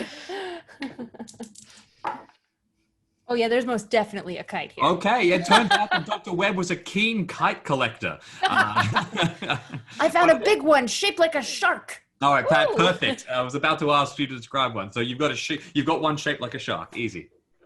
We could also put a kitchen appliance into some water. I don't know what kitchen appliances we have in a cottage in the 20s. Oh, that's true. It's probably pretty simple. I think there's probably a gas stove. So I don't think you have electrical appliances that you can drop. But you do have this kite and bits of metal on the roof. Those are all excellent options. You also, since you were searching around the house, occasionally stop passing by Clem and kind of getting ready to scare him in case he's thinking of going anywhere. You will find a generator. Yes, what were you going to say, Avery? Do we see the robber's vehicle, Clem? Clem, where's your vehicle, lad? How'd you get up here tonight? We got dropped off. We were going to get picked up. Can I look at the weapon that Wentworth is holding and the weapon that Clem is holding and see if they're the exact same model? They are different ones, actually. Now, if you would like, can I get you to make a psychology test, Nevada? You got it. I was thinking we might be able to use an automobile to draw it out. You see, it went after the farmer's vehicle. I slid under. I got a 39 on a 40. Okay. He says picked up, so that immediately makes you think, oh, there's someone else involved. Now, who could be? And your mind casts back to the ash blonde-haired woman, Mary, back at the gas station, who tore away and seemed very suspicious and angry and scared. You reckon that she might possibly be involved, or at least... Never trust an angry woman, I say. As an angry woman sometimes myself. That's what I'm taking from this is if Mary should turn up, we shoot her. That's what you say we do with the pew choo. Let's ask Clem. Hey Kiko, how about you threaten him with your hockey stick and shotgun dual wielding? I feel we might be better off if we set a trap. Love a good trap. You know, once I set foot into a bear trap in the middle of the Arctic. Oh, right. Yeah, I'm sure you were fine. Another time. I think what we should do, if we're going to use science as a basis for all of this, we set the house on fire, pull the sarcophagus out in front of it, fly the kite, summon whatever this creature is, and then give it no choice but to go back into its sarcophagus because it's afraid of the fire. And then one of us stands guard with a shotgun in case anyone else shows up. Yeah, sounds like a plan. Yeah, might point out one tiny flaw with your logic there. So we cannot predict when the electricity will arrive, but the fire is an ever-present threat that I feel would drive the ghost sphere further away, not hitherto. Perhaps we could find gasoline either siphoned from the vehicles, or somewhere else. Yes, we sprinkle it despite the rain. We spread it throughout the house, and then we throw the match at the very last moment. It's a risk. I like that idea. But I would love to see Godfrey's house burn to the ground. Yeah, absolutely. Everyone wins. Except for the young girl with no grandfather and soon to be no home. Yeah, I'll see that she gets a scholarship. She'll land on her feet. She's a smart young woman. Exactly. Perfect. So it sounds like you have a plan. I'm going to need somebody to mess around with kites and metal and lightning. I'm going to need somebody to go and try and siphon some gasoline. I'm going to need somebody to take watch, and I'm going to need somebody to do that one other thing that you've forgotten that I won't remember. My best skill is archaeology. Any of these. I want to do the kite. I'll prepare the trap. I hand the shark to you. I do. May this do well in your capable young hands. Science! I will search for some gasoline, and I am on. And should anything happen? Okay. Did anyone claim that they were taking the tiny sarcophagus and putting it outside? I'm doing that. However, I make a point of giving the phonetic incantation to Eliza. So, like, if this goes wrong, I know it, but if I can't get it out, you have it. Yeah. Perfect. Last thing is staying watch with a shotgun. Okay. Oh. Well, that's my favorite thing. right. Can I borrow someone? Oh, there's a shotgun on the ground. I guess I'll pick up that one. You're all armed to the teeth now. Between the I got a handgun and a shotgun. shotguns. Clem, step outside with me, friend. Okay. Just just don't shoot me. Oh, quickly before I'm gonna have Clem search the pockets of both the doctor and his friend. Do I have to? Okay. Well, that's you came here for the loot, yeah. So I suppose you should check and see there. Yeah. Yay. He searches through the pockets. Look, they have, Webb was in his pajamas basically, so he doesn't really have anything on him. His friend has like a key, a little stack of money, and a penknife, but they don't have any bizarre effects. Are you looking for something, anything in particular? Just thought I'd check. And actually, while everyone else is doing their stuff, I'm going to oversee Clem dragging the two, Dr. Webb's body outside because, I think Elia will like to give her grandfather a proper burial. That's the least we can do. Okay. His friend, we're leaving in the house that's about to burn. Fair enough. So you're watching Clem. over. I'm going to need... you have already succeeded your hieroglyphics check, so you know this sarcophagus. You know the positions. One more thing before I actually touch this thing and drag it outside. I'm like, Clem, Yeah. walk me through this entire thing from start to finish just one more time. Okay. What exactly As he's happened dragging from a the body. moment you drive? Oh yeah, no, I am. Yeah, from Three the moment shotguns you pointed at drove up that path to now, Okay. all of it. Well, we got dropped off. Yeah, who's we, boy? Who's we? Well, me, and my childhood friend, whose name I obviously know since. Is it the dead guy? No, it's not. I mean, I'm just trying to. Is it the guy who's twisted and broken? Me and Billy, whose name I'd never forget.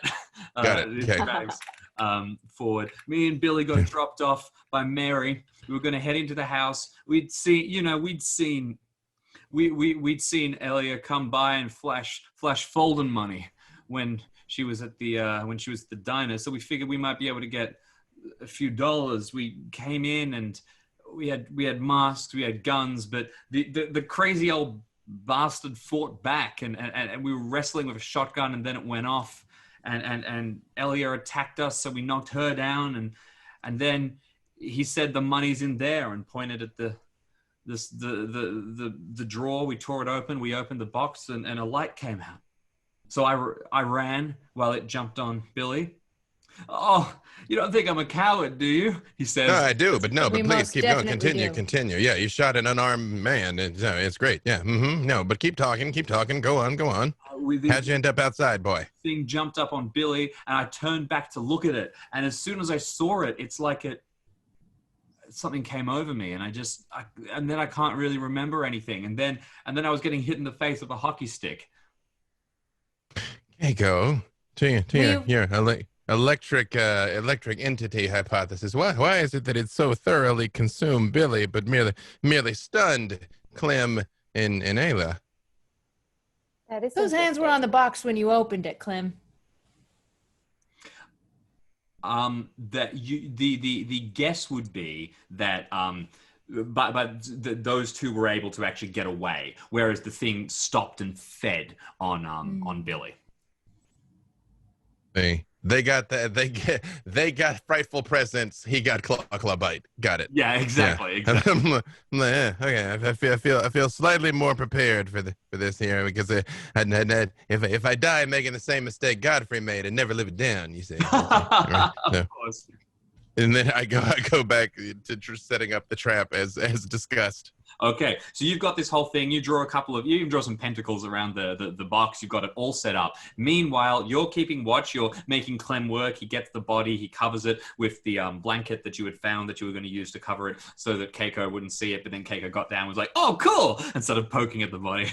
Keiko, meanwhile, you're up on the roof and you're trying to get some kind of harness the power of natural fury, get this lightning to work. Yeah. Can I get you to, what role would you like to argue here? I think a natural world is probably pretty good. Natural world or, yeah, I guess that's my most science, other than biology. This isn't really biology. I think natural world will suit perfectly. Yeah. All right, cool. I'll go down in the science books or whatever. Ooh.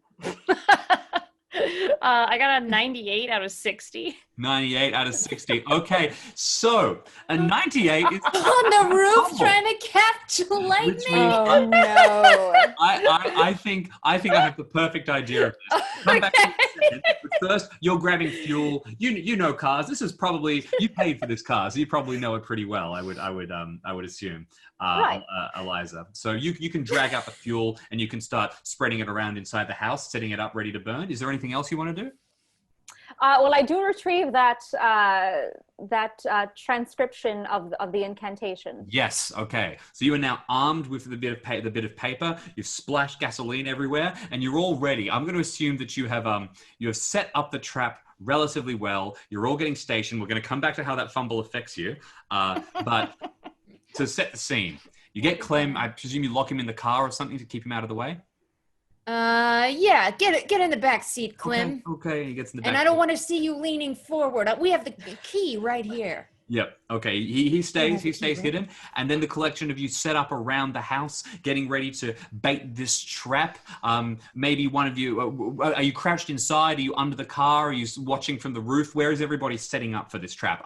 Keiko, I'm assuming you're managing the kite, so you're going to be stuck there until the kite's also tied to the end of my hockey stick. Okay, perfect. I'm crouching Even higher. at the driveway next to the car with my shotgun and the handgun pointed towards where Avery is with the sarcophagus. I think you're outside the front door? Yeah, because we're trying to like draw it towards the house, right? Yeah. I'm like, Keiko, I'm no scientist, but doesn't if it's tied to the hockey stick, aren't you completing the circuit to the ground there, my dear girl? Doesn't that won't you be? I don't hear you. The rain's too strong. Exactly. So I'm just like the power. It's alive.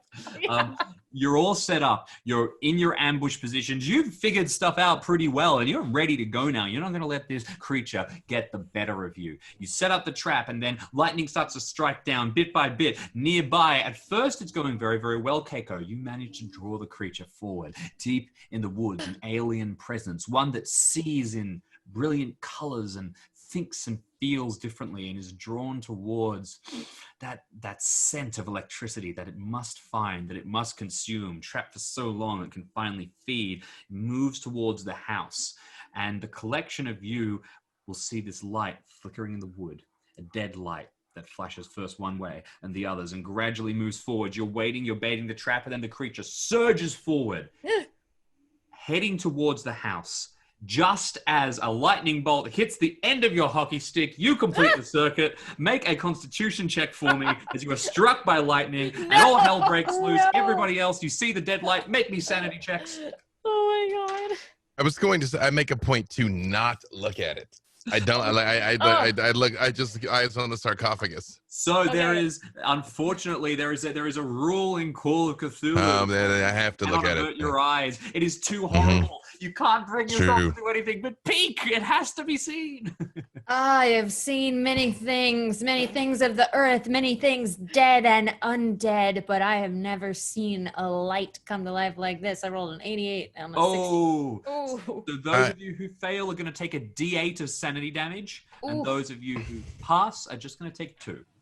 Okay. I just got a Constitution one though, right? Yep. You just got the Constitution one. So mine was 70 out of 80.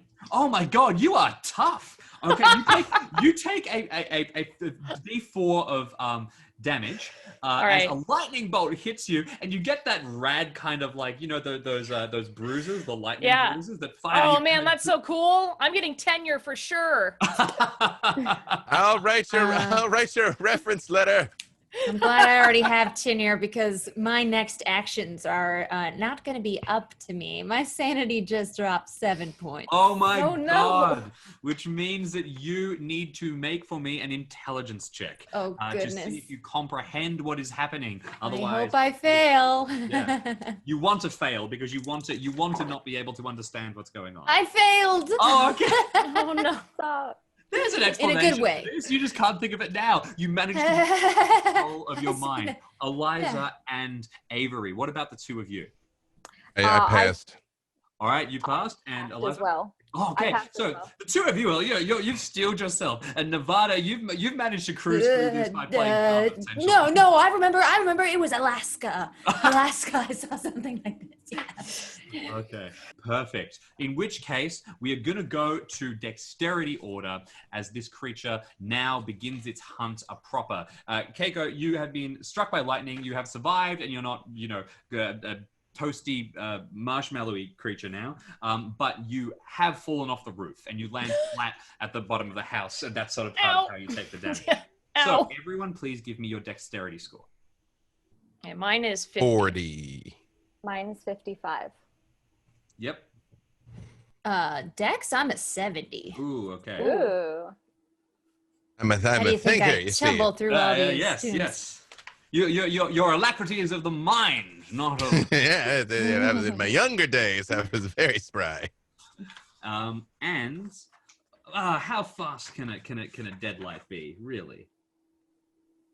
So it turns out it's pretty fast. It goes It's a little too fast. It can be a little too fast, I believe, is the answer to that there. A little too fast. And now that you've seen it properly, let's get that art again in a way that you can all see. Oh my goodness. One more time. The deadlight comes charging forward. I feel like she just seems like fine. Like she's just like, yeah! Like, I think, all right, deadlight. Woo! Yeah, deadlight. Deadlight, Yeah, deadlight. Yeah, maybe it's friendly. Did anybody even ask? Like maybe it just wants a hug. Yeah, It's just Billy, it misunderstood. absolutely. Hugged Billy too tight. It's just hungry. It just wants some electricity. It's just misunderstood. Electricity. He needs. I too hated Godfrey. I feel like I've got something to build off of with the ghost light. Exactly. We have common ground. You're more alike than you are different.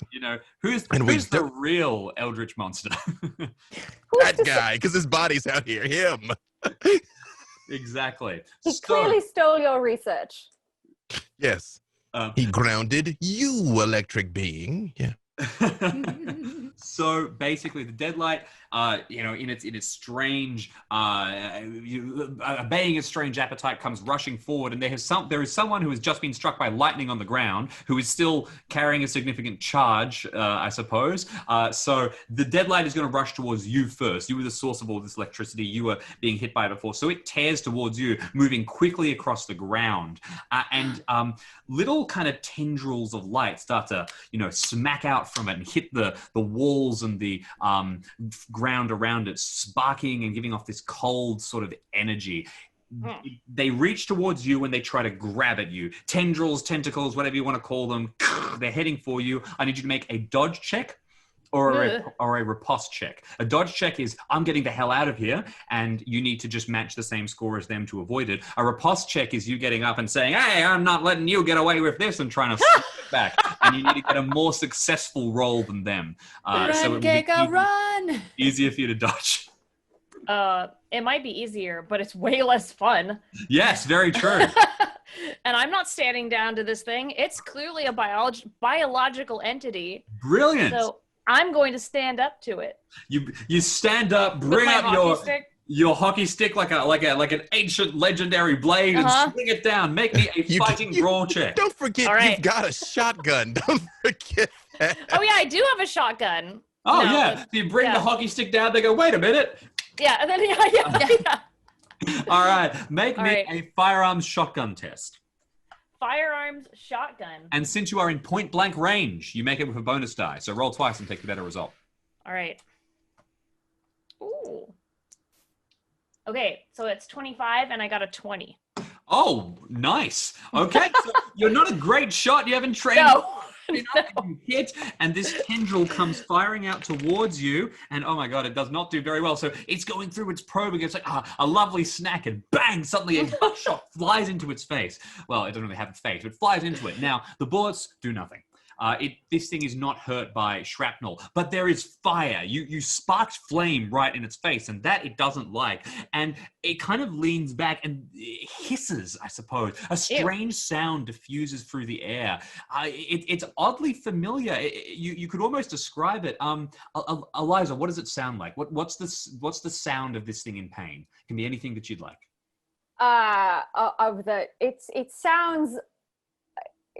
You wouldn't think it because it's electrical, but it sounds like a gurgling.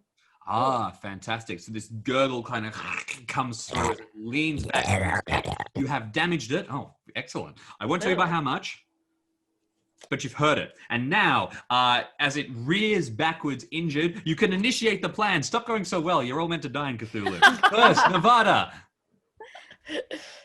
I want to yell to Eliza, throw the match! Well, I take my handgun, because I'm better with my handgun. The shotgun was just to scare Clem. I take my handgun and I want to, just to keep my friends safe, I don't want the bullet to be anywhere close to Kiko, but as long as I can put maybe 10 feet away from Kiko and have it in the direction of the thing, just to get fire going at it. Okay. So you'll kind of just fire and smoke, flame and smoke. Make a firearms pistol. You won't be making this with a bonus die because you're basically not really trying to shoot it. You're trying to just sort of create fire here. Remember how I saw the light and I was disoriented and I'm just seeing multiple of the light everywhere and I fumble with a 96. Oh my God. Oh dear. And luckily I was aiming way out.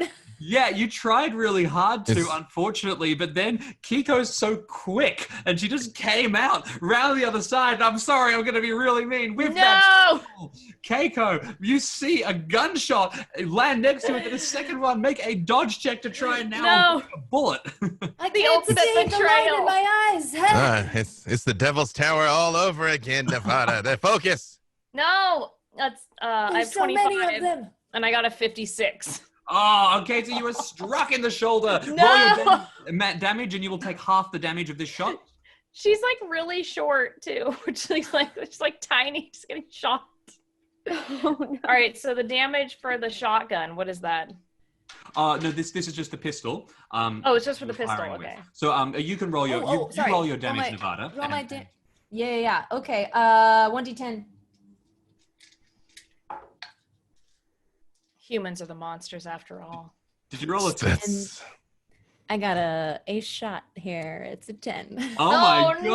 No. So you take 5 We could call it a 0 if you want. That cracks you in the shoulder. What's your max health? So I've taken 9 damage. Oh my God. Where is that? I'm looking for the health on that. Otherwise, you can points just tell are me below your age and everything. Your name. Otherwise, you can just tell me your size and your 12. constitution, and I can tell you 12. what it is. 12. Okay, your max health is 12, so this is not a major wound, but you have taken. I'm like messed up though. You're struck by lightning and shot, like and you stagger forward. You're Nevada. This is a tiny science student. Will you ever forgive me? This is not that I'm form just of like, experimentation. I will never forgive you. Eliza, it is your turn. So are we at the point where we're trying to, everybody's off the roof and we are trying to light the place on fire? Yes, now is the time where you'll be able to weaken it. Yes, so I will draw a match and flick it over towards the house. Okay, fantastic. In the trail of gasoline that I've led. Perfect. Do you want to give me a throw test just for style points? It's just lighting a match. Oh my goodness.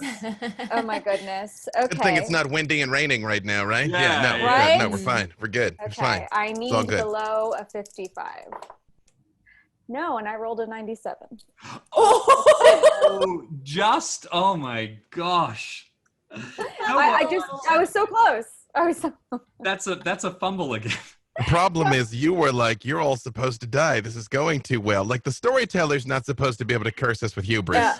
Like the match gets, like the flame gets a little too close to my fingers. And so I'm like, And you drop it and it lights in a way that you weren't expecting and fire just rushes forward, so it will go off. But in the grand spirit of Fumbles bullying Keiko, it goes just as Keiko is running past the house, and then there's suddenly fire and little bits of gasoline are spraying up on you. Make me another dodge check as you've been struck by lightning and flames. Oh my goodness. Oh my God.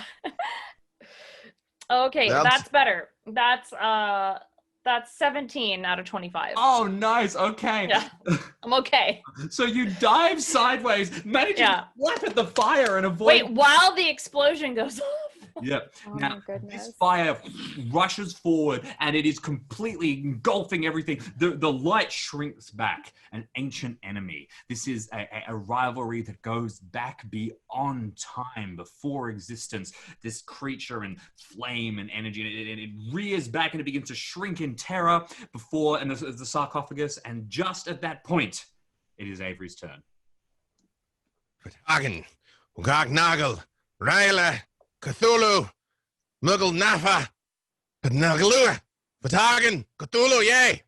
Brilliant. You lean forward and bring up the sarcophagus and it begins to suck into it, tearing and ripping at the light. Make me a power check as you just force this thing in, tear it back in, binding it once more. That is under half. A hard success. It is beautiful. You don't even you just finish off my monster in expected a one fumble. round. That's okay. You finish this. You lock this thing in. It doesn't get at your hands. It doesn't burn you horribly. You suck it in and slam the lid shut. And the creature is bound once again. And you are left alone. The sound of the rain echoing about. You have bound the dead light. And this place is once more safe. Just sit on the sarcophagus and I say, monster captured, Godfrey dead, house in flames. I think this all counts as a win. And I just put my monocle on. I think I saw a flask in Klim's pocket earlier. I opened the car door, rip it out of his pocket, slam the door again, and bring it Knock over to back the a crew to drink. cheers, and maybe pour some on Keiko's wound. Yeah, I'm just laying in the mud, just letting the rain hit me. Just like, that was the best thing that ever happened to me. I take a swig, but as she's passing it to Keiko, I retrieve it, take a swig, and then give it back so she can pour it. Brilliant. And Okay. I'm like, I can't, this is illegal. I can't do that.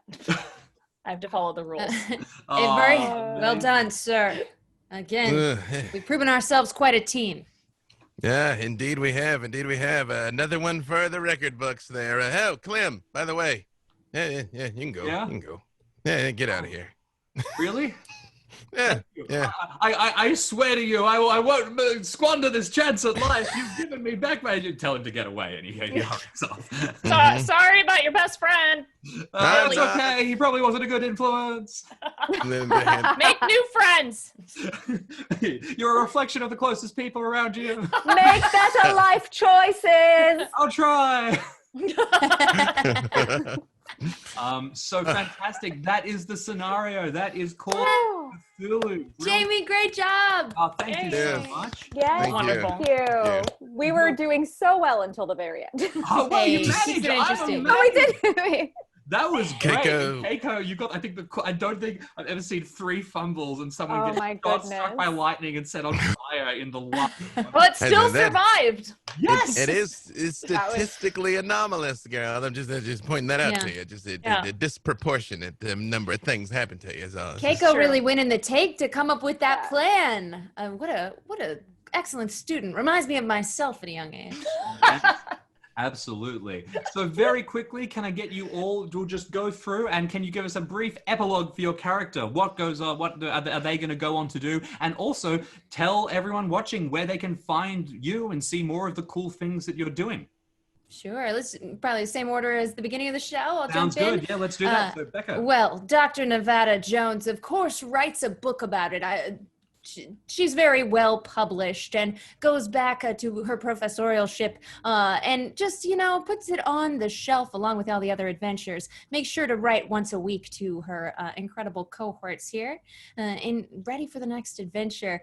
And I'm Becca Scott. You can find me at the Becca Scott, and I'm running some Call of Cthulhu games on my own YouTube channel, which is Good Time Society. Okay, fantastic. Brilliant. Thank you so much. And Noura. Yes, Eliza, being completely exhausted in this area, heads back to her investigative team in London on Carnaby Street and does use her experiences as a inspiration for her next adventure novel. Okay. And then, speaking of Carnaby Street, I am on a Call of Cthulhu stream called Carnaby Street Case Files, and it's on the Initiative Order on Twitch and on YouTube. And I'm also on a D&D Curse of Strahd campaign called Into the Mist, which shows on D&D's Twitch channel and also on twitch.tv/realmsmith. That is also on YouTube. Brilliant. Okay, thank you so much. B. Dave. Oh, Wentworth Avery returns the sarcophagi into the Miskatonic Society of Paranormal Investigation to be encased in cement to the end of days. Make sure that everyone knows of the heroism of my fine associates, in that although Godfrey was trucking with infernal powers, in his last moments, he too died a hero. Yes, of course. And just to throw a little spanner in the works, Elia doesn't really know people in her grandfather's profession. She'll ask you to manage the funeral. Are there any particular words that you want to say at the eulogy? So many sneak disses. So many sneak disses. It's a man like Godfrey was the Dr. Godfrey. It was an inspiration. The Dr. Webb managed to exceed his significant mental limitations to achieve great deeds, and oftentimes through sheer happenstance encountered powers best left alone that still managed to help people. And in his moments, although he died alone and afraid, he died seeking revenge, which I think is all we could possibly hope for. And whatever is built on the ruins of his land and reputation, I'm sure will grow up greater and grander than what came before. Amazing. That's perfect. Thank you so much. Holly. Yes, so Keiko goes on to go back to the university, Miskatonic University, graduates with honors and cool scars, which is like super sick. Now she's super even more rad. And then she's going to go back for grad school, obviously, do that for a while. And then for a couple years, obviously, she has to wait until one of the professors dies to get a job, and then eventually get a job, and then obviously works very hard, gets tenure, becomes a professor, tragically goes on too many adventures shortly after, eaten by a horrible monstrosity, but dies a hero. With her hockey stick in hand. Yeah, with her hockey stick in hand. Logical explanation for that Shuggoth, I'm telling you. Yes, she will say that the Shuggoth is a new evolution of squid, and she will never ever deny it. It's not. Yeah, exactly. And yes, hello, Holly. You can find me on the internet as Holly Conrad and at We Growing Hens. I stream things and just do random things all the time. And make amazing art. I do sometimes, yes, occasionally. But yeah, I'm here. Find me. Say hello. Yay. Brilliant. Thank you so much, everybody. Have a great time. Yeah. Well, yes, of course. Who are you? Really find you, good James? keeper? Who are you, good sir? Terrible. So I'm James. I work for Chaosium. You can find me on Twitter as @RoboPelican, and you can check out the Stream of Chaos, which is Chaosium's live stream game, and also all of the amazing Chaosium related things that all the cast are doing. And thank you so much, everybody. If you want to pick up a Chaosium book, you can go to the Chaosium website and you can use the promo code PAX Online 2020, all caps, no spaces, to get 10% off your order. Thank you so much. Enjoy, and we'll see you all later. I have to say, this is my first time playing. Yes. I've never played Cthulhu before, and it was You so were fun. incredible. Yeah, you were great. Everyone should pick it up and play some Eldritch Horrors. It was a lot of fun. All right. Thanks so much. Bye, everybody.